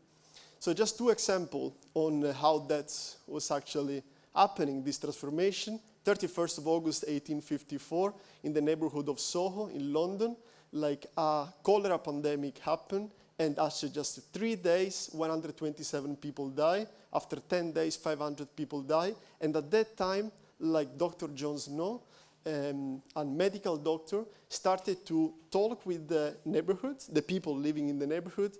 They started to actually develop this map. It's a dot map that is at the base of the epidemiological studies as we know nowadays. What he did is basically, you can see that there are some black line. These are the number of people that died in that period. So he understood that the majority of the people were actually dying around this water pump that there is in Broad Street. And from that, he understood that the water pump was connected with the sewage system that was contaminated by a baby nappy, contaminated with cholera. So after that was huge transformation in the development of the infrastructural department in London, huge transformation in the Department of Health. And at the same time, completely born a new way of connecting infection disease and building environment. Of course, the case of Venice, quarantine, coming from quarantena, 40 days. That was actually the time from where the ships, the people, goods had to stop before entering in Venice in the 14th centuries, when Venice was actually hit by the bubonic plague, the Black Death. And on the 15th centuries, Giovanni Moncenigo, the Doge, the head of the state, died, and for that reason, the Senate of the Serisia Republic of Venice decided to build this first hospital that is actually existing until now still in Santa Maria di Nazareth in the island, and is the cornerstone of the policy of public health in Venice, and that time in the whole Mediterranean, where they were separated the infected people by the not infected people, and they were actually not just isolated people, they started to treat people and started to understanding what was the number and why they were starting to be sick. So you see there is a long relation with it. This is just 2 examples. You can say the case of Philadelphia and all others. At the beginning of the 2020, at the beginning of the COVID-19 pandemic, the World Health Organization started to receive a lot of requests from different ministers of health And the main request was how we can repurpose existing building to COVID-19 pandemic. So based on the history, like based on the needs, and based on this really close relationship between building environment and health that was neglected in the organization until then, we actually started to produce the first guideline. What we can do with asking ourselves. So the first guideline that we produced was the Severe Acute Respiratory Infection Treatment Center Manual. How you set up a treatment center in whatever place you are. After that, after development of that guideline and started to give training to different ministers of health, after I started to give training to different country office, WHO country office, UN agency, and the WHO regional offices, we understood that the manual was not enough. The hospitals are not fingerprints. Depending on where you are, depending on the building that you have to repurpose, depending on the culture, etc., etc. So we had to start, and we were pushed to give ad hoc support. Of course, that was basically impossible to give ad hoc support like to all the world, to the 194 possible countries that are part of WHO family that are that could ask for support. So what we did, we understood there was a need that we didn't have in-house, that was expertise. Expertise in matter of design, expertise in the matter of ventilation, fluidodynamic analysis, and etc., etc. So we built TECNE, the Technical Size for Health Network. The Technical Size for Health Network, better known as TECNE, is actually divided in 5 different services. The first service that we were giving was the country technical support. This is a remote technical support because started during the lockdown, and we actually we are looking on how many CO2 of less we emitted by non-traveling to the country all the time, and operational support. So when we need to send people on the field, and remote training to the different countries, different WHO regional office and country office. But that time, after we started with these 3 services, we understood it was extremely important to invest into research, to invest in scientific evidence design. All our design have to be based on scientific evidence. And because if we don't do that, we cannot develop the guidelines and manuals. But for the base of our work, there is the mode of transmission, the hero control method. How that it works. So the infection agent is actually normally hosted in a reservoir. Can be an animal, can be a person, wherever. It's going out through a portal of exit. Can be your nose, can be your mouth, can be a cut in your finger. And through a different mode of transmission, if we take about respiratory disease, can be droplets or can be hair, or if we're talking about a filovirus like Ebola, it could be liquids, or if we're talking about cholera, it could be water or food. And through another portal of entry, that depending on the mode of transmission, it's enter inside as the other susceptible host. If we want to stop the outbreak, we have to break this chain. To break this chain, we are working with the hierarchy of control methods. TECNE is working just on the engineering control and administrative control. So then the engineering control is basically looking at the design of the facilities, at the material that we are using within the facilities, while the administrative control is looking at the path, the flow of patients, the flow of the healthcare workers. And now a few examples. Anthony's already told me that it was 5 minutes. So Burkina Faso, 30 beds. There was a request from the Minister of Health, and together with Polytechnic of Turin, a TECNE member, we developed not just a multi-resistant tuberculosis disease treatment center, but a naturally ventilated multiple disease treatment center. Because if we are going to build something, we wanted that it's used as much as possible, not just when there is the need for a tuberculosis multi-resistant disease. So that actually building, we were looking mainly about the flow, the design, and etc., where the Polytechnic of Turin was looking at the ventilation and temperature control without the use of generator and the mechanical ventilation. Why? Because if we finance the Minister of Health of Burkina Faso, they will have electricity because they can pay the oil for the generator. The moment we stop paying, the hospital will not work anymore. So we just push with natural ventilation. But at the same time, we were working not just with Polytechnic of Turin, but with the Nazi-Boni University in Burkina Faso to understand how that was culturally adapted. And actually what we saw, that it was very interesting because during the night, people were scared of spirits. So if we were asking to leave the windows open all the time, people during the night were closing the windows. So we had to invent another way of ventilated, so it would be through the roof and through different kind of grid that we're putting on the floor. Ebola preparedness is not just about COVID, it's about different kind of infection disease using existing facilities, but again, that can be used for different disease. How do we try to not rebuild all the time, trying to use what it is. Here we did, together with the International Federation of Healthcare Engineers, we try to understand through a computational fluid dynamic analysis, how the infected particle that was coming from the mouth and the nose of the person was going around the area, the environment, and where we had to locate the outlet to actually extract the infected air particle. Sao Tome and Principe, completely different. Really at the beginning of the COVID-19 pandemic, there were tents inside a football field. That was the only thing that was available. Normally football in many countries is the best place because we have empty spaces. Burkina Faso, again, the repurposing of a maternal healthcare facilities into a COVID-19 treatment center. We had 10 days for the repurposing, so we had to try to modify as less as possible and make sure that that was working.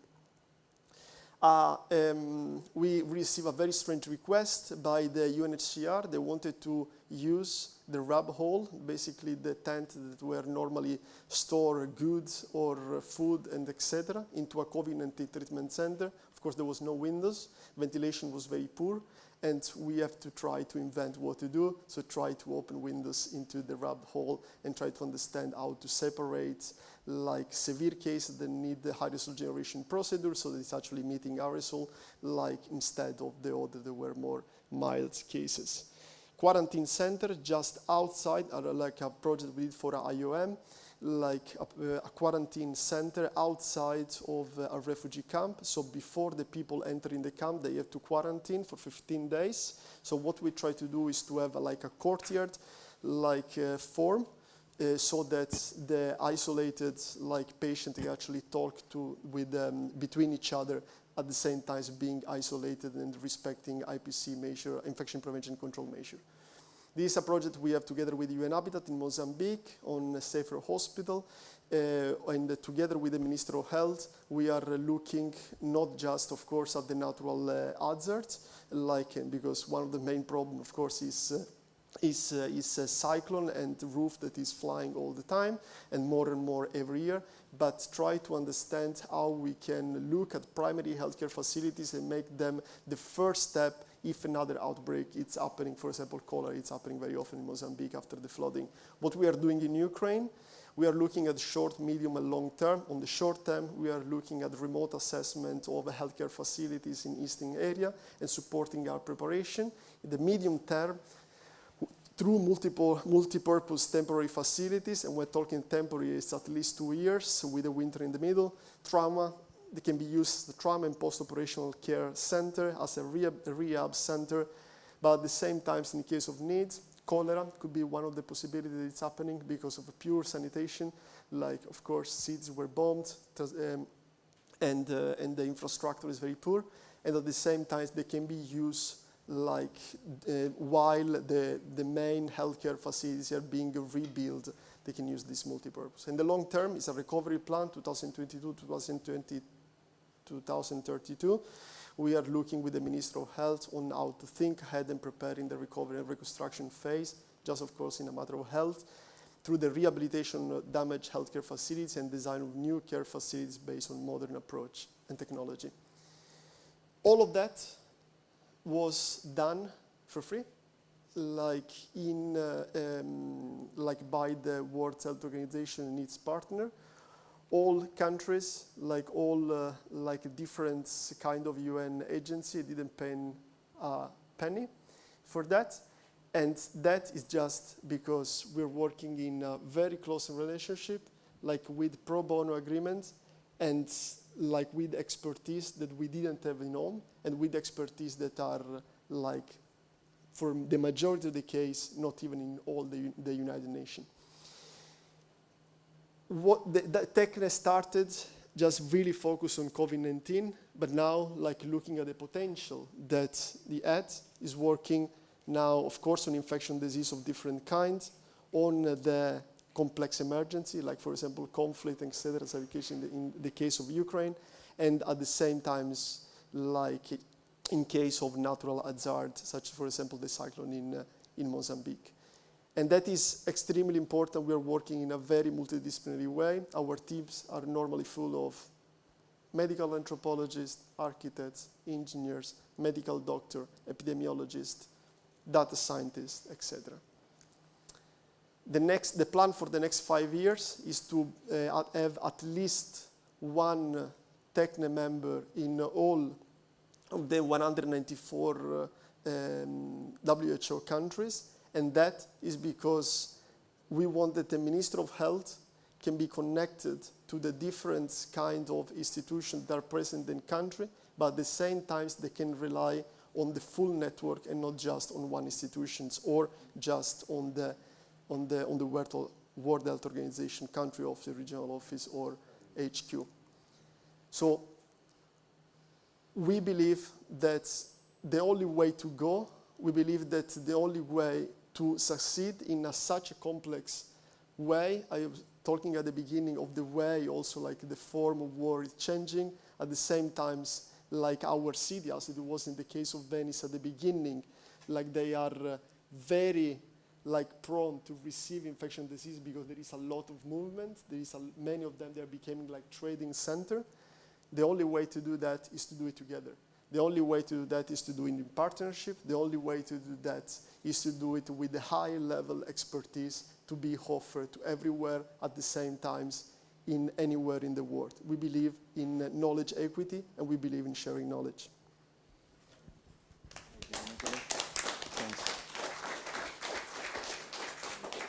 Thank you so much, Michele. Our next speaker will be Mateusz Piegza from Habitat for Humanity Poland, and he will join us online. I don't know if you can hear us already.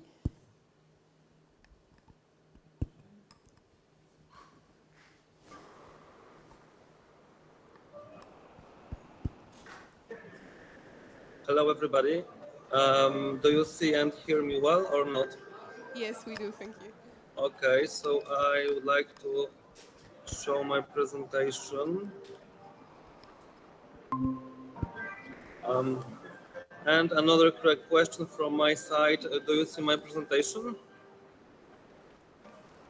Yes. Okay, so I can start, right? Yes, that's right. Okay. Hello, everybody. My name is Mateusz Piegza from Habitat for Humanity Poland.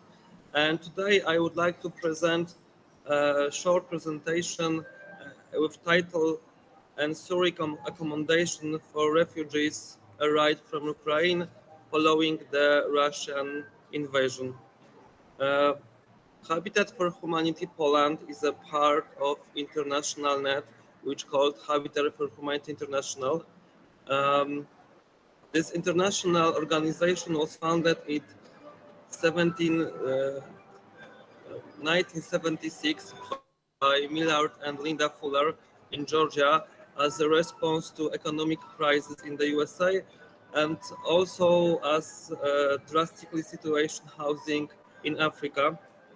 The first concept, we called it pre-concept, was building houses in partnership, what means the construction of decent and affordable homes by the future owners in partnership with volunteers. Now globally, Habitat for Humanity International operates in more than 70 countries what you can see in the map in the right side, and annually provides appropriate housing solution for more than 5 million people. Now we can move to Poland. I would like to describe a bit wider what are doing Habitat for Humanity Poland. We are a non-profit organization that has been in operate since 1772. We build, renovate apartments, houses, multifamily buildings, and run the social rentals. We have already helped more than 4,500 people in Poland. This is one path. We call it, we provide a roof over our heads. Another thing, what is important for us is to change the system. We are the voice of people excluded from housing. We act on their behalf in expert communities, influence legislation during public consultations, issue reports. Another important thing for us is to engage volunteers. We engage up to 700 volunteers a year. They work hand in hand with the families we support. Our motto is that everyone deserves a decent place to live. Today I would like to present our solutions as a response to Ukrainian conflict, but maybe first I would like to present some numbers of the scale of the problem. Large-scale refugees movements of almost 6 million persons have taken place into European countries, including Poland, Hungary, the Republic of Moldavia, Romania, and Slovakia. In Poland, some 3.5 million refugees have been crossed into the country from Ukraine since 24 February. There is projected refugee population remaining by December 2022 about 2.6 million. And nearly all refugees arriving are women and children. According government data, it's circa 90%. Before we established our answer, our response, we talk wider with expertise, government, and we found 3 ways how to do it, how to make the stock of affordable housing wider. First way is to unlocking existing housing stock. I mean investment apartments, second homes from private landlords, stock owned by state treasury companies, and developing the model of social rental agencies. Another way is the construction of a new housing stock, but with strong partnership, using faster procedures, involve non-profit developers. Another way is to increasing affordability, what means housing allowances. There is also some important in our perspective information from Statistic Office that at the end of 2020 in Poland there was more than 60,000 empty flats in Poland. Based on research from 2020, where was the case of 3 cities, including Warsaw, Kielce, and Zawiercie. Just in these 3 cities, there is more than 700 buildings and almost 7,000 vacancy commercial and residential flats were possibility to transformation into residential purpose. What more, local authorities are mostly aware of the challenges associated with empty spaces, including cost of adoptions, poor conditions, need to replace heating sources, and ensure energy efficiency and compliance with current standards. Now it's time to present more about our Habitat Poland response from Ukrainian crisis. We established and run 3 ways of acting. First, our ongoing program is short-term solution. Habitat Poland, together with City of Warsaw, runs a reception point at the Warsaw East train station.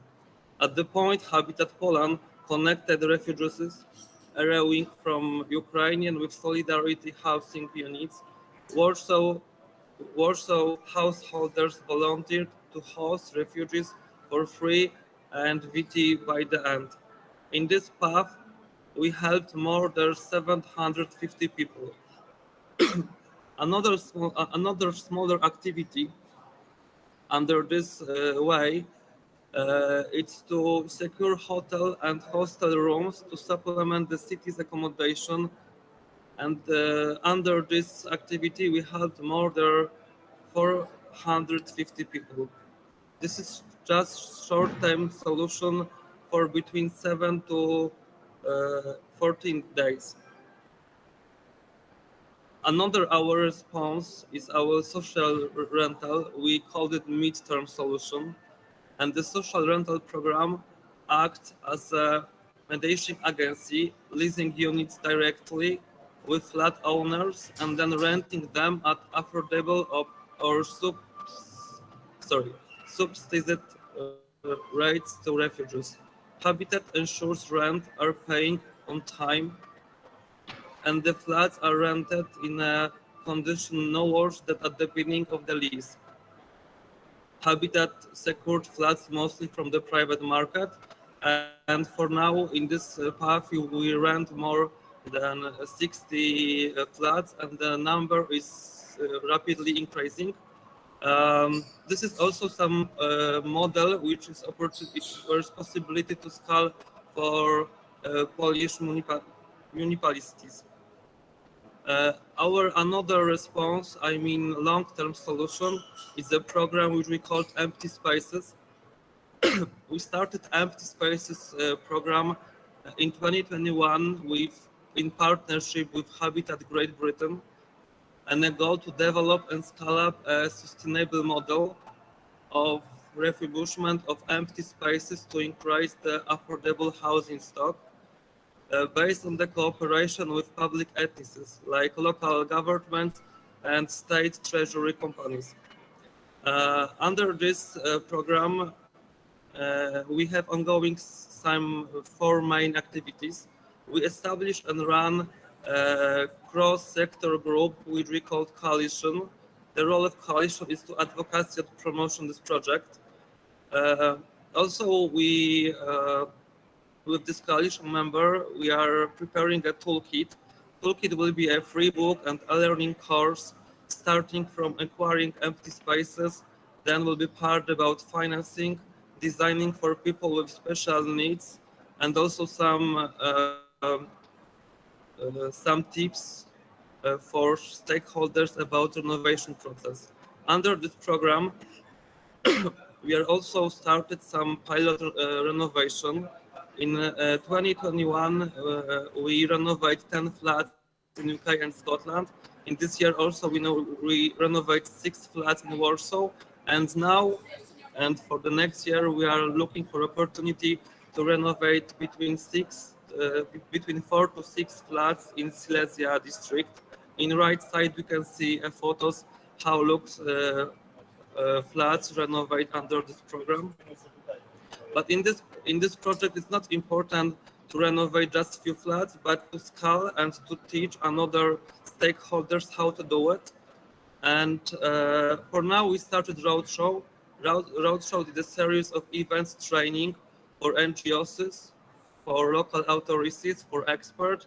During Roadshow, we are sharing our experience from this project and also teaching another step by step how to do it. Thank you very much for your attention. If you need more information or have some question for me, please write an email. Thank you very much. Thank you. Thank you very much. And now we'll invite Eric Christensen to say a few words.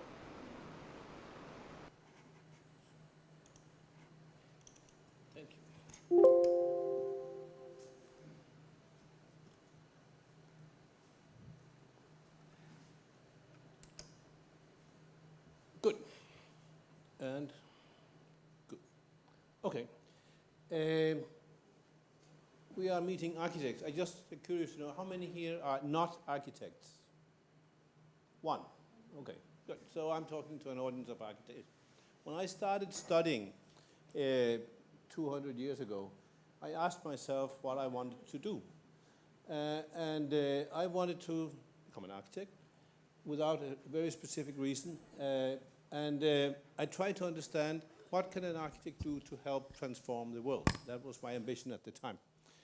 It ended up a life in crisis where that's the life I'm going to talk about what architects can do in crisis context. Because in many of our ASF organizations all over the world, I mean, that is the challenge. How can we add value to development, and especially to crisis context now with Ukraine and other crises in the world? And I would like to share some of the experiences I've had over the years. But let's start what the architect is good for. I mean, architecture is an education that was invented by the rich to transform wealth into showcases of power in palaces. And it still is today the main function of architects to build for those that have money. So being an architect for wealth is a normal thing. That's what most of us would like to do, to design a good big building and become famous. But we also, some of us, we want more. We want to pursue prosperity for everybody through our profession. We have a vision of social equity. We want to have a better world. We work with Hassel Charter to improve in ASF. We have sustainable development goals, and so on and so on. Some architects would work in poverty, find it interesting, the vernacularity of poverty architecture, work in charity organizations, in churches, foundations, whatever, because it's good. It feels good to do work for poor. And some have strong ideological arguments for working with poor. And I guess most of us have been through that process. I have been through that process. In my case, that led me to work in crisis. So my work was in civil crisis with illegal land occupations very early on to help settlers organize illegally occupations of land in order to solve their housing solutions. And that's an extreme crisis situation, talking about urban warfare in many, many countries. Most countries in Africa, Latin America, and even in Asia started by this illegal, a war kind of civil action. Economic crisis, slum intervention, this is also a serious crisis for most people that are living the consequences. And slum interventions is something where architects have played a big role over the history. And there are the social crises where community development has become a main feature for transforming and improving living and working conditions. And I worked in that also. But mainly I have worked with crises that our nature and human conflict provides. Geological crisis with earthquakes in Popayan, the earthquakes in Peru, and the earthquake in Port-au-Prince in Haiti, that all showed the dimension and drama of what nature can do. But it also put me as architect in a serious crisis. How can an architect provide added value to these situations? We are the first ones to be pushed out when the humanitarian contingency goes in, because the container and tent people, they already have the architectural solutions. The warehouse managers, they have the solutions for tents and mattresses and medicine and food. So architects are not really. You are needed for recovery when we come to that. But the money ends when we come to that. The same happens when we have meteorological crisis. The Hurricane Mitch in Central America that ravaged 3 countries, especially in Honduras, but also in El Salvador and Guatemala. The same thing happened. Architects were put in a second row, even though community organizations, municipalities asked for help in planning, recovery from the very beginning. What do I do with all these people?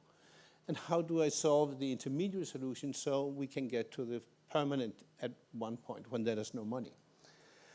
There were the floods in Colombia that we worked in, and each of these events has given small steps to learn what the role of an architect can be in these situations, providing traditional architectural skills and methods in providing solutions to help people. And I will come back to that in a minute. Armed conflict is, of course, a big challenge. The culture of violence in Colombia taught me that architects can come into a very problematic situation when a mafia lord asks you with a lot of money in one hand and a gun in the other hand, give me some good Danish design. That is crisis. Then you come into a serious crisis. But it's also a crisis when you have poor communities that you have been assisting with design services in social housing programs, and they are supposed to pay you for those services, and they do in the beginning with the subsidy they get from the government. But at the end, they find out that the last payment is better paid for buying furniture than to pay the architect and the builder that built. And then they consider, is it better to hire a gunman to eliminate the charge, the debt burden, and then get rid of the one that comes and asks for money all the time? And that is a culture of violence that creates an environment where architects are being challenged very much on ethical grounds and on physical grounds. The gangs in Costa Rica and Salvador, where we worked, also taught that architectural skills can be used at territorial level to engage gangs in territorial management. It was an incredibly interesting experience how to tap into the leadership skills of gangs in assuming responsibilities, but over territory. With gangs in both in Costa Rica and Salvador, we engaged them in environmental management of the communities, in planning the environmental improvements. And over time, the gangs became much less threatening and actually become something that was respected in the community for doing good.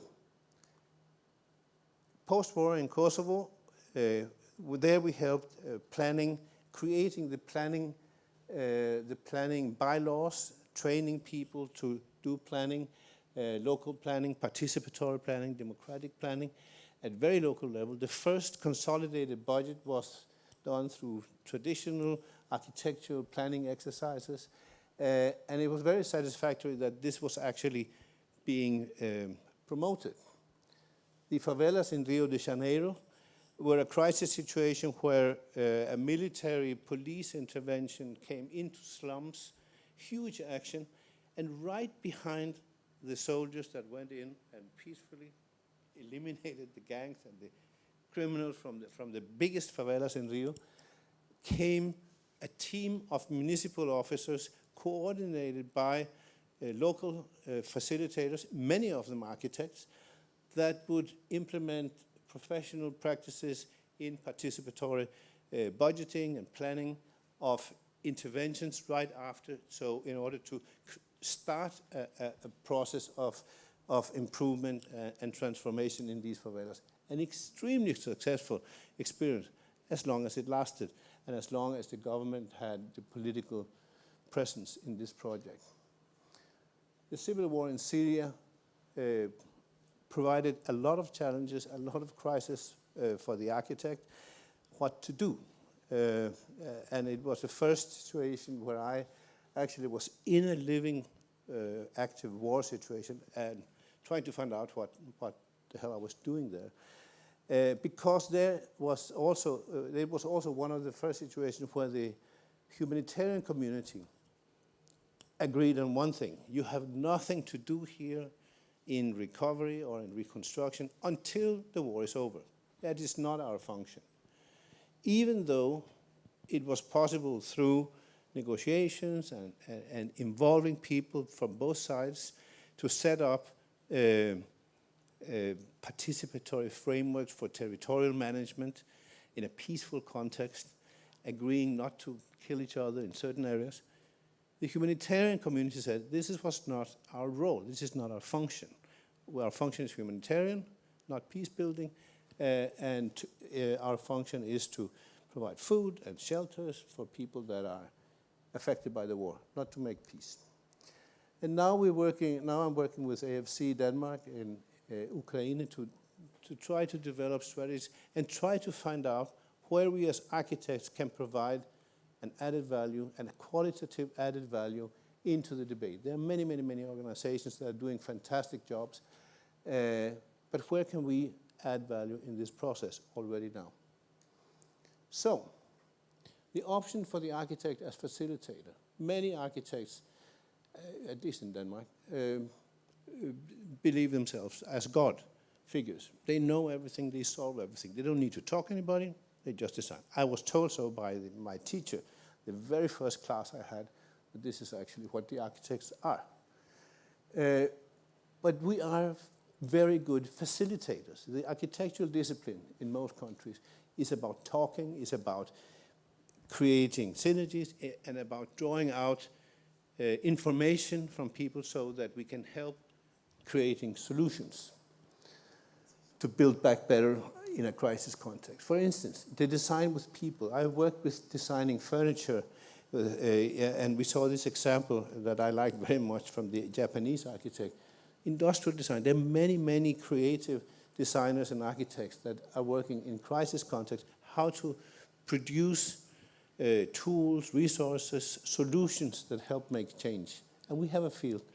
The obvious thing, our obvious comparative advantage, we design buildings, and we provide sustainable, local, and circular economy solutions, something that I have done for many, many years, and that becomes today more relevant in the framework of the Sustainable Development Goals.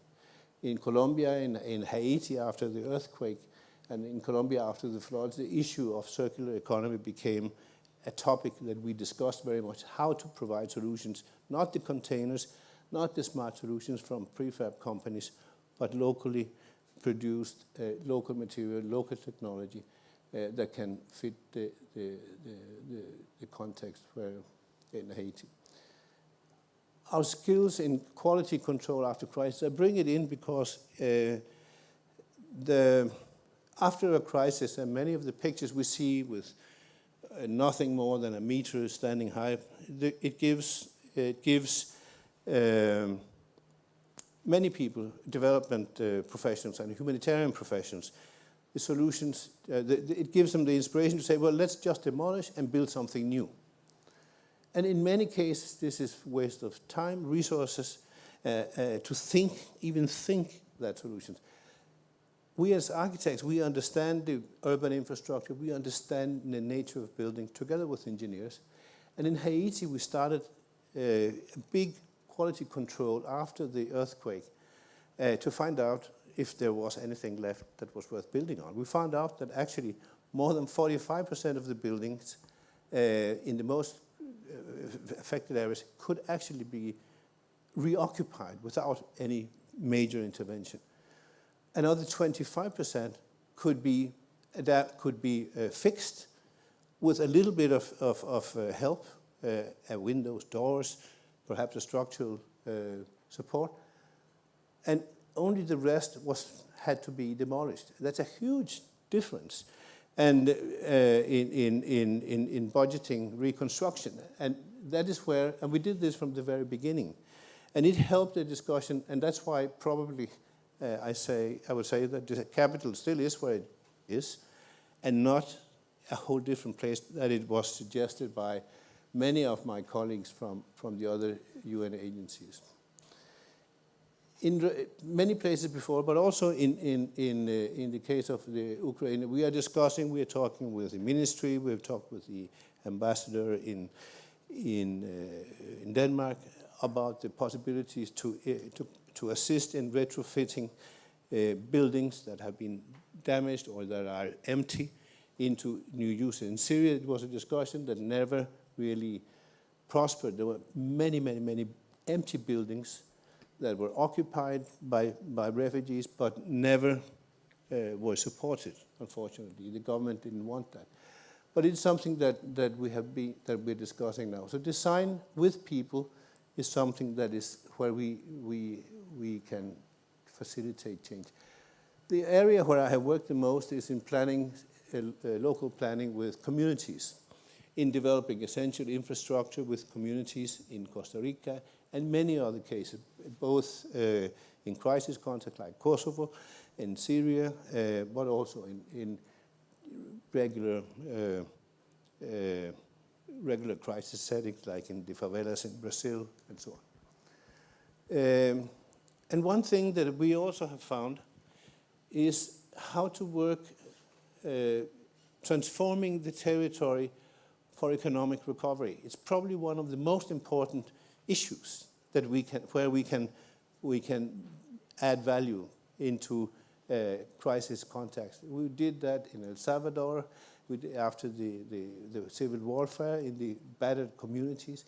We did that very much in Kosovo, where people insisted that when we do local planning, let's focus first on transforming our territory so that we can start earning money. And it's something that very few in the developing community actually give priority. In Syria, a specific need was to understand the urban structure, to understand the urban dynamics. A city in war is a city that operates in a whole different way. And we set up a network of informers in Syria,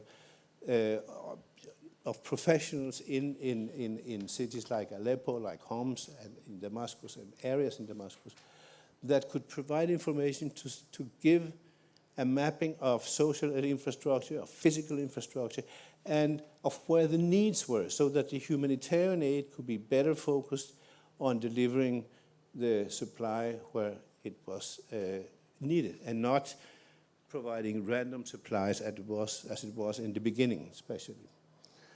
And those were architectural skills, visualization, good maps, but understanding which were the critical areas of infrastructure. And of course, public facilities is an area where that is of crucial importance in fast rebuilding of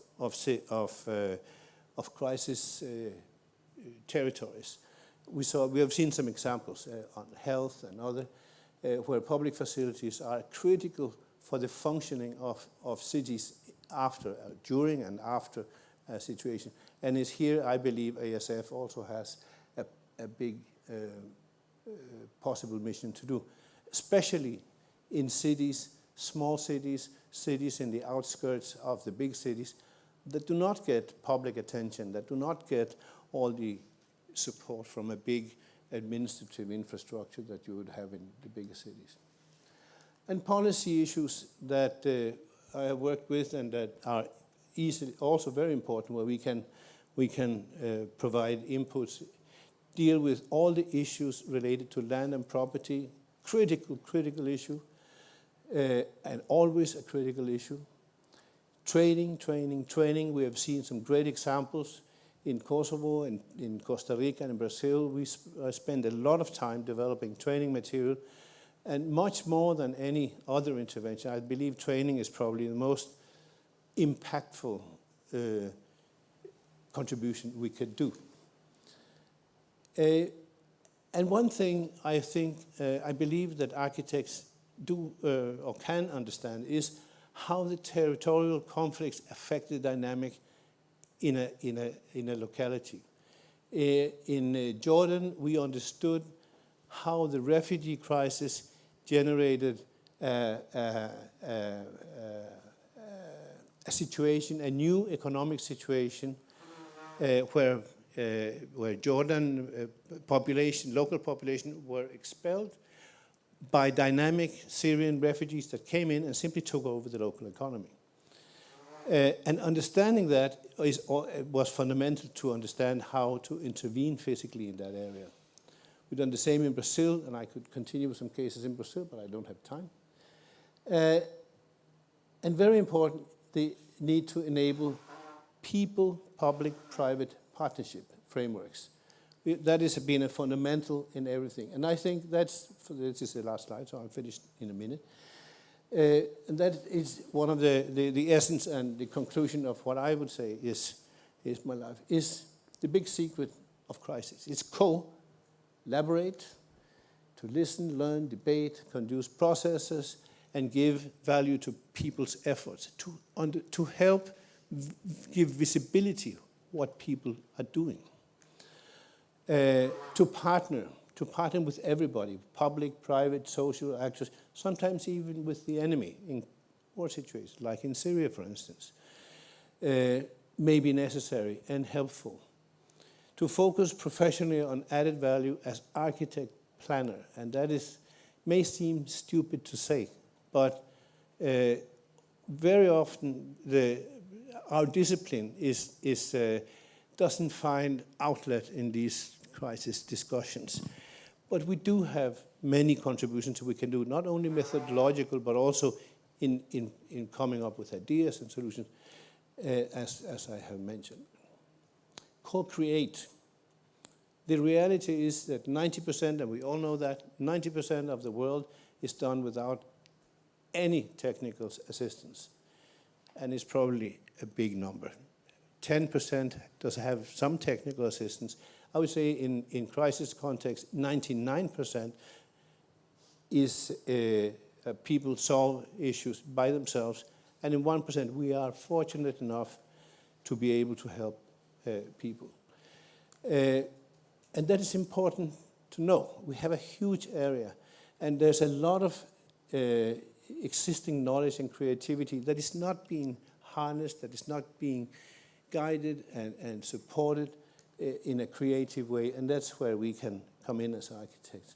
We can empower people, and we can empower them with their visions, and we can help to build hope, and I think that is very important to foresee a future. And that's why cooperate is an important element of what we can contribute with, to promote an active engagement of victims as a way to we could call it recover faster. We can promote cooperation to ensure ownership so that this economic solutions that people would do anyway becomes more economic, more rational, and more sustainable. And leverage resources, of course. Obviously goes with that. So, Architects for Crisis, next step, my best recommendation is find out how you can contribute in each of the 5 areas of the Sustainable Development Goals of people, how to support people, planet, partnership, peace, and prosperity. And I think we have tools for all of them. For those that will have the presentation, there are some resources. And for those that will stay in Poland for a week more, I will hope that you will go to the World Urban Forum and enjoy the supermarket, the biggest supermarket in the world for urban challenges. Thank you, and sorry for taking too much time.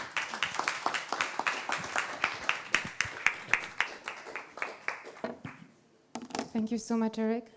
The last presentation is actually a video prepared by Olena Olnik, who is the Vice President of National Union of Architects of Ukraine. Sorry. The video, I need to warn you, because the video is a little bit longer than most of presentations. It takes 30 minutes.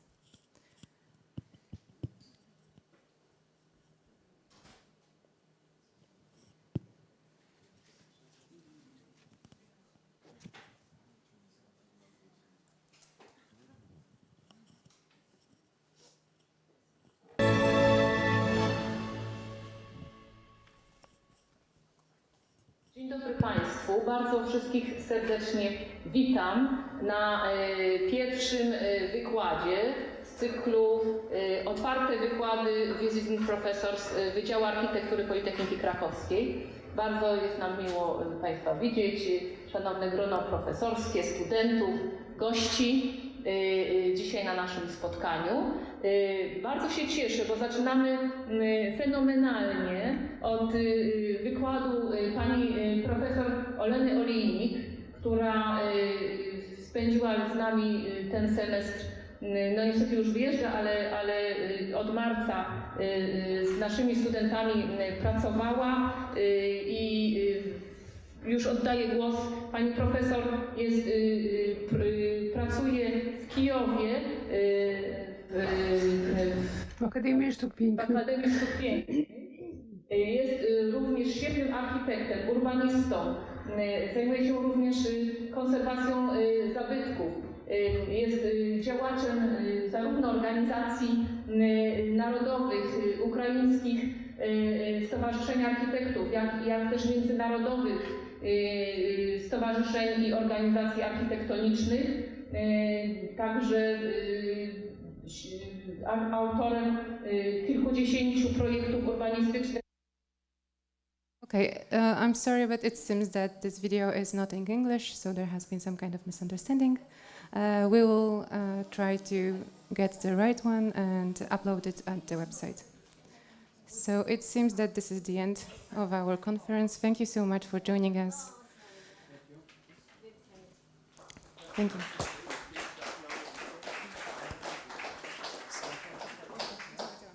Sorry, we just thought that after 2 days in Poland, you have to speak Polish.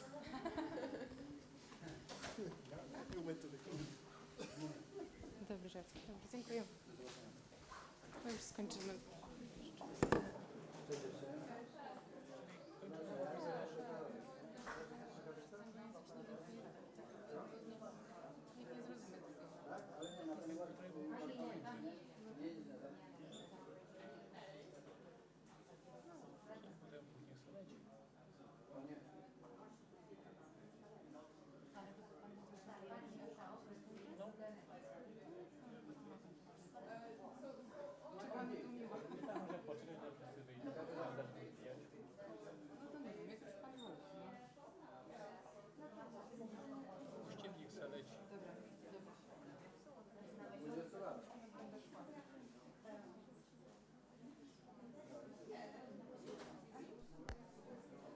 No, czekamy z niecierpliwością. Oddaję pani profesor głos. Wykład będzie po angielsku. Tak. Bardzo dziękuję. Ja tutaj też trochę powinna patrzeć. To ja będę mówić po angielsku, tak? Dear friends, dear colleagues, I would like to thank doktor habilitowany inżynier architektur, Dean of Architectural Department, Professor Magdalena Kozin-Woźniak, for the invitation me as visiting professor to Krakow Polytechnic University. It is a great honor. I would like also to thank you for your great help to our students and teachers, as well as to all Polish people for their help to Ukrainians, which we feel every day, every step.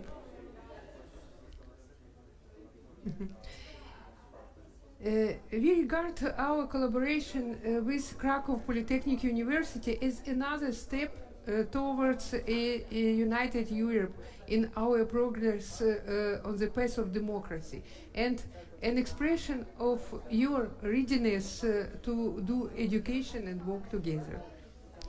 We are well aware that Ukrainian people had received this credit of trust thanks to the courageous struggle of the Ukrainian army and our entire nation.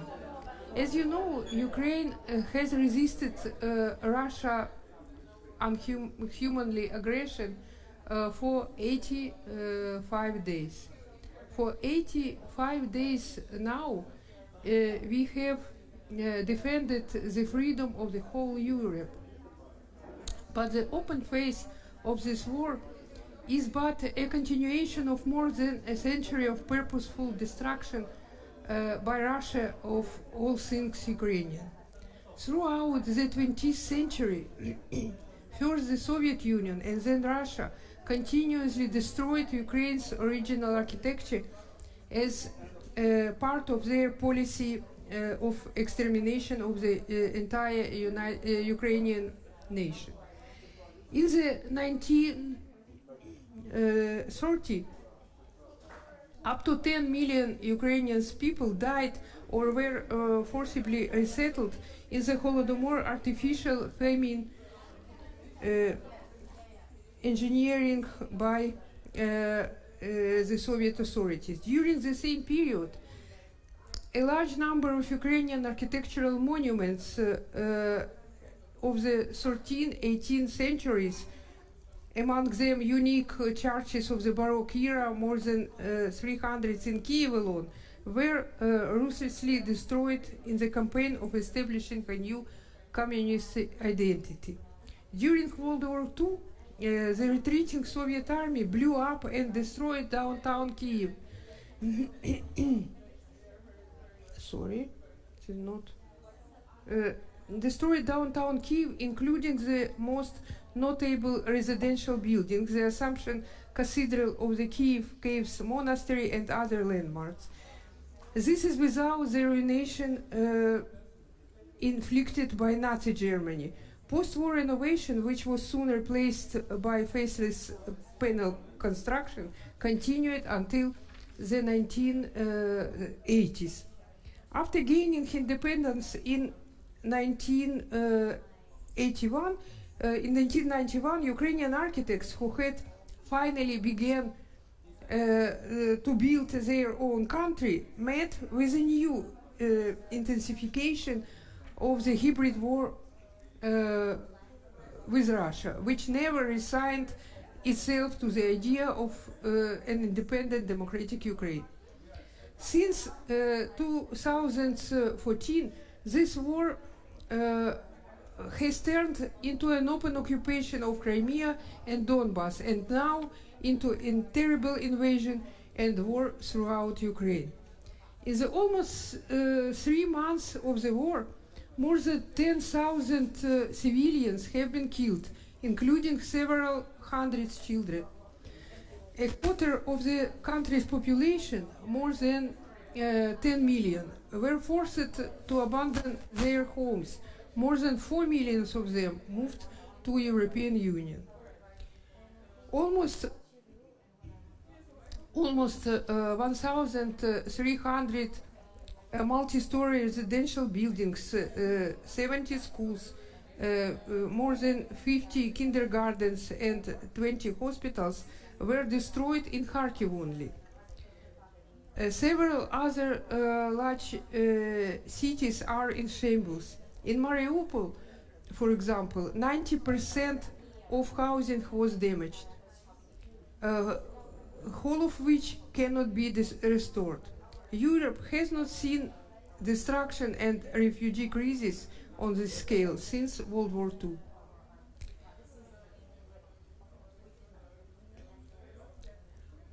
On the more than 4 million people who left Ukraine, a half are children.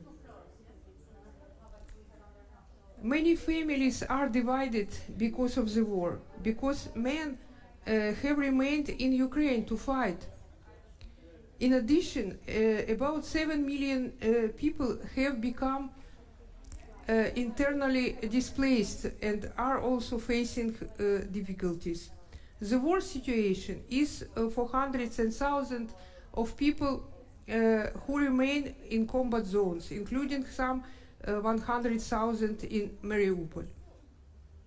Ukraine's economy has already lost almost 50% of its production capacity, mostly in the east. Human losses, those killed and wounded, are steadily growing. Factories and plants, ports, railways, airport, elevators, warehouses, logistics centers, roads, power lines and telecommunications are significantly damaged or destroyed. Entire districts of housing and commercial real estate in many large cities, such as Kharkiv and Chernihiv, are razed to the ground, and damage to social infrastructure, schools, kindergarten, hospital, is very significant. Many other cities have suffered great damage too. And more than 2 months of the war, the assistance needed from Europe and other countries is estimated at about 500 billion euros. We are very grateful for the help that is already being provided to the Ukraine from around the world. It takes many forms, such as temporary student education, employment, accommodation of IDPs, financial assistance, and much more. But given the scale of the destruction and humanitarian catastrophe, we need more assistance in the future, especially in renovation and rebuilding of cities. How to rebuild so many destroyed houses? Leading European economists distinguish three stages of reconstruction. First, the so-called immediate response, similar to recovery from a natural disaster. This is already happening and will continue until the end of the war. The second stage is a rapid recovery of critical infrastructure and services. The third stage should lay the foundation for future growth and modernization. Ukraine already has a bitter experience of post-war reconstruction and housing construction for migrants. As I said before, the first large-scale restoration began immediately after World War II, when 70% of buildings were destroyed in Kyiv only. The center of Kyiv was completely rebuilt in 10 years.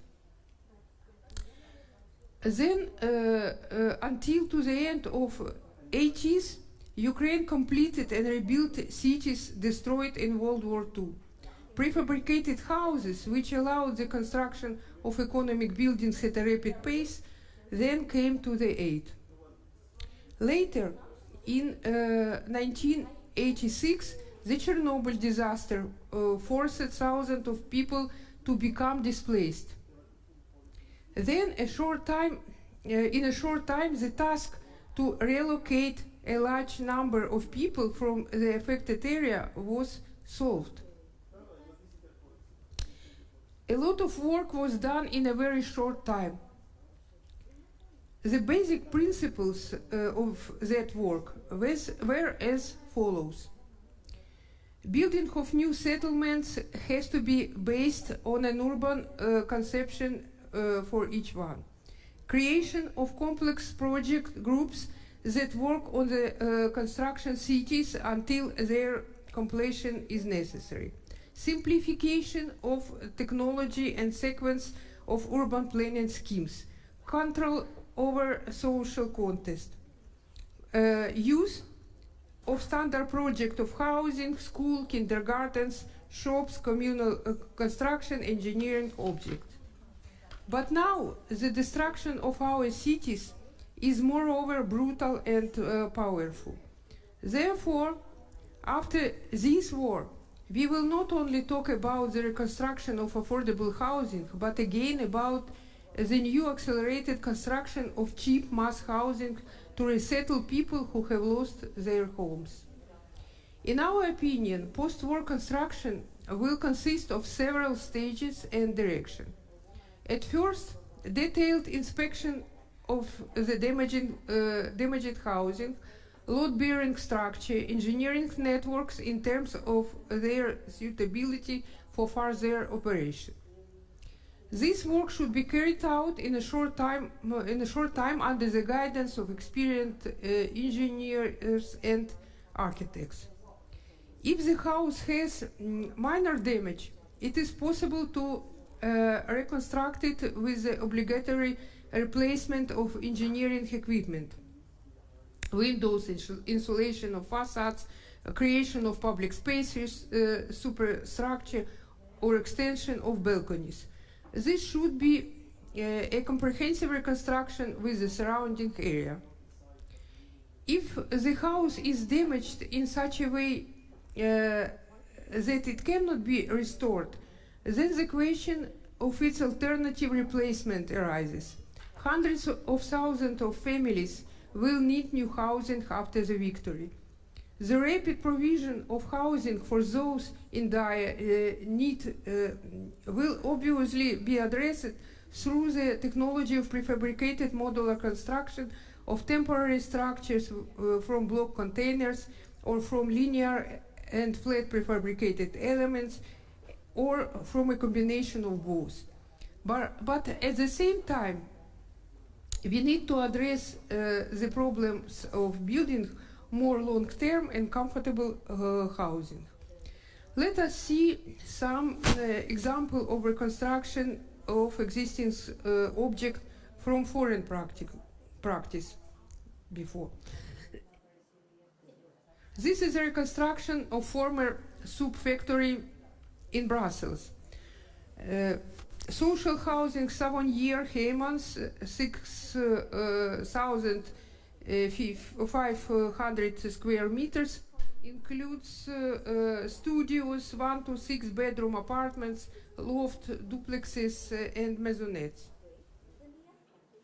Next is a Lebo housing renovation. It was the reconstruction of existing residential complex, which received additional public spaces, green technologies, and new balconies too. Square Vitruvi in Paris, Atelier Dupont suggested adding balconies and completely remodeling the architecture of the elevations. Interesting that the new skin was installed without using no cranes or pots. The balconies are suspended from the roof.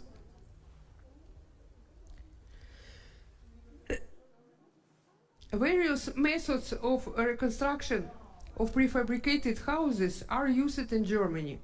Expansions due to the completion of balconies, lowering the height with roof terraces, dividing a long block into parts, and others.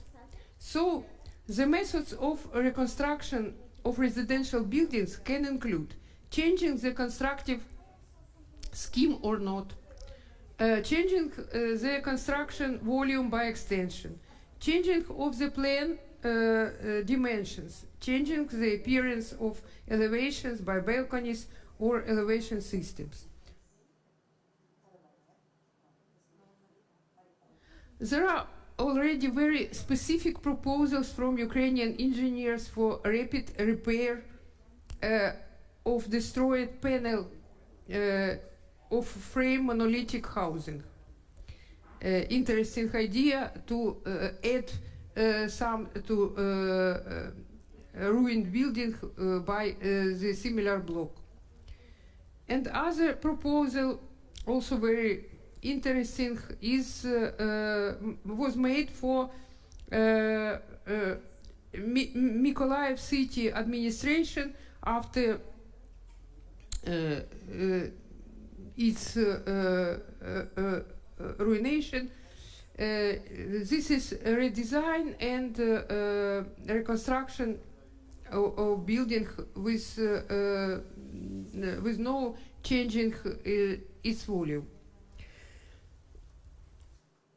Prefabricated temporary modular construction can made from block containers or small panels.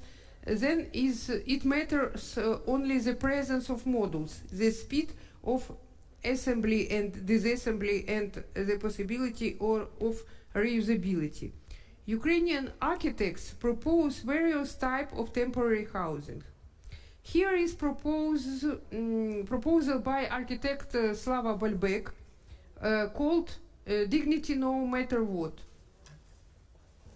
which creates usual and healthy lifestyle and decent conditions even in the temporary residence. Main constructive principles are modularity, scaling possibility, and flexibility. Social principles are dignity, socialization, and comfort. Speed, budget, and resources are the main points for the realization. Modifications of residential models are shown in this picture. You can see a residential, public, kitchen, and sanitary, and its combination. These modifications allow to combine 5 types of sections. Section 1 of this picture is a family type section. section 3 have unfortunately common sanitary blocks. And next, this you can see realistic perspective which give an idea of appearance. Different combinations of sections allow to quickly build a temporary settlement for 1,500 to 8,000 people. The structure scheme is a wooden frame. Next, Hanna Dorohina project offers the temporary housing from block containers. It is a project for realization in process now. Another offer from the loft office is a two-level sleeping block. It products in two versions with wooden and metal construction.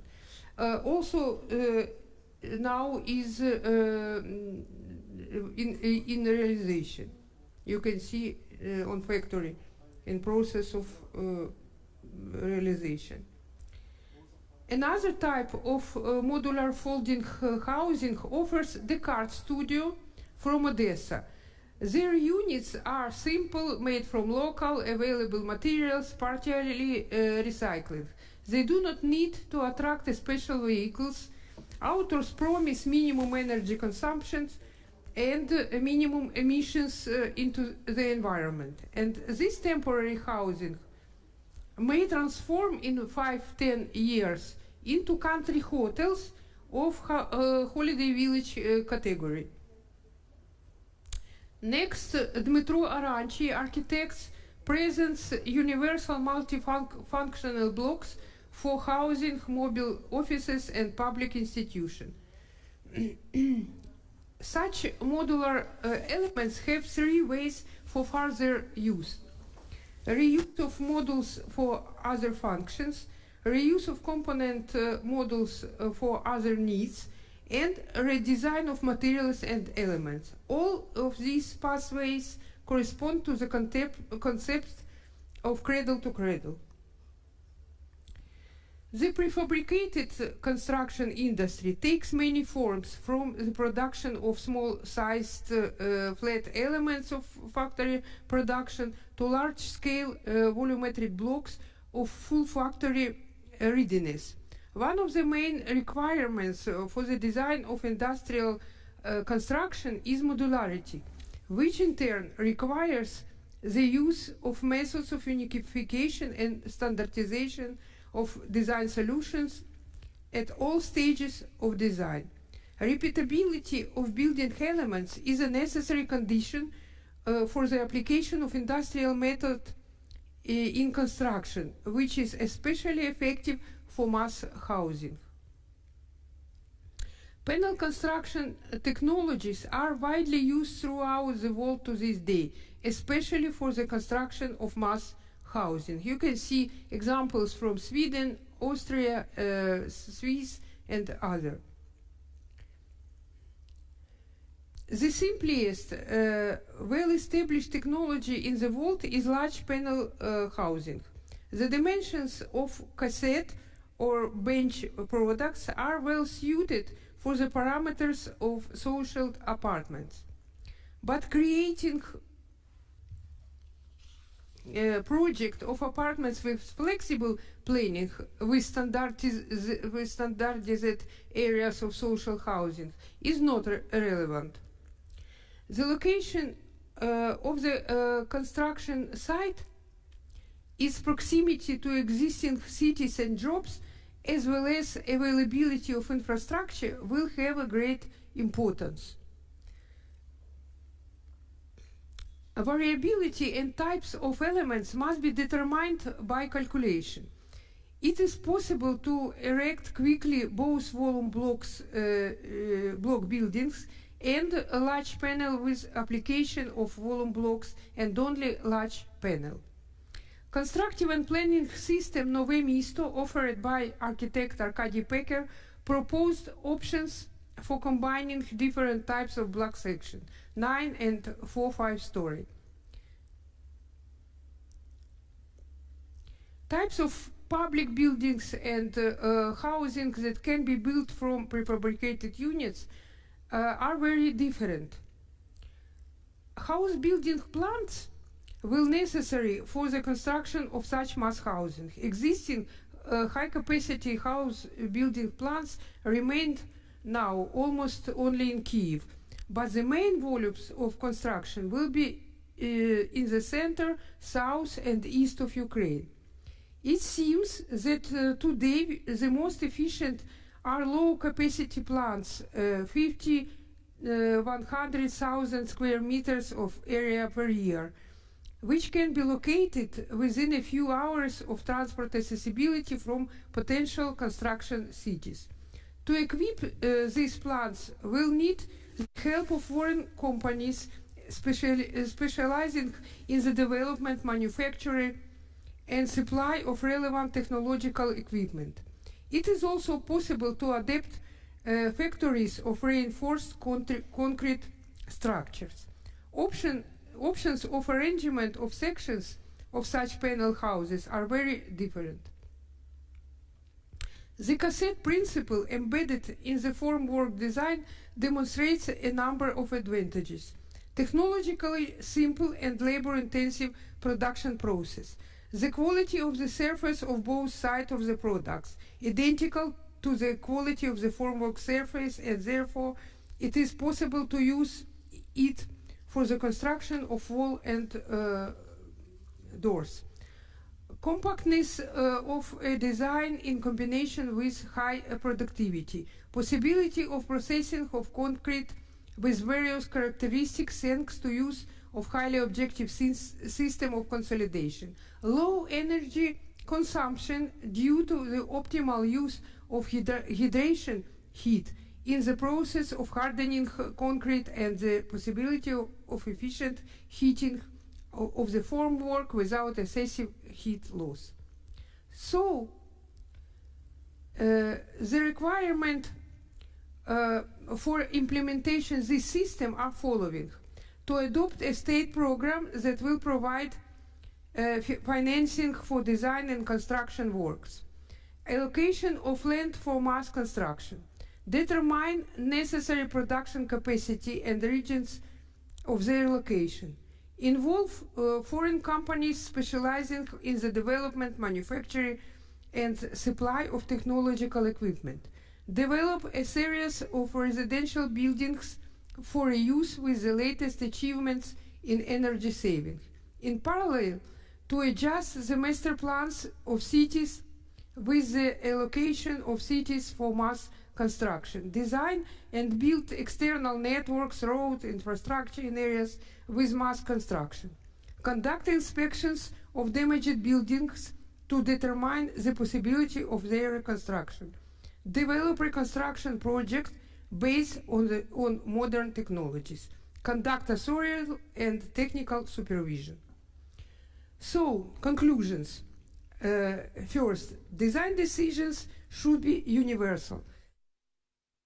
Easy change of function of the first floors from housing to public, autonomy of each housing unit. Then, universal urban planning solution, quarter size, which will allow many design bureaus to link their unique development simultaneously in several settlements.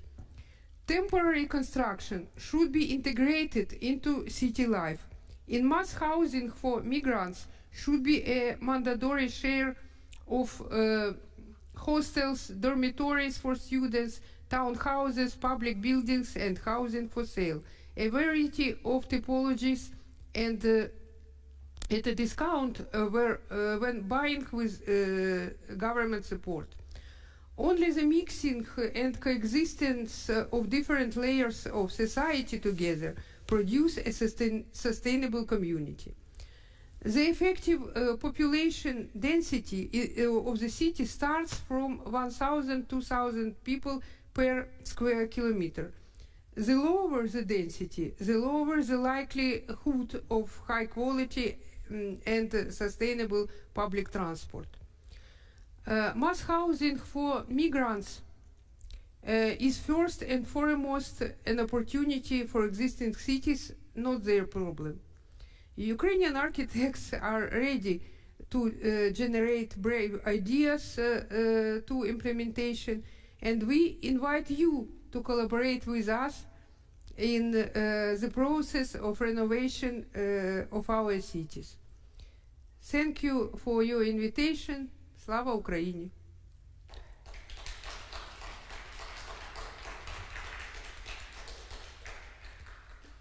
Thank you very much.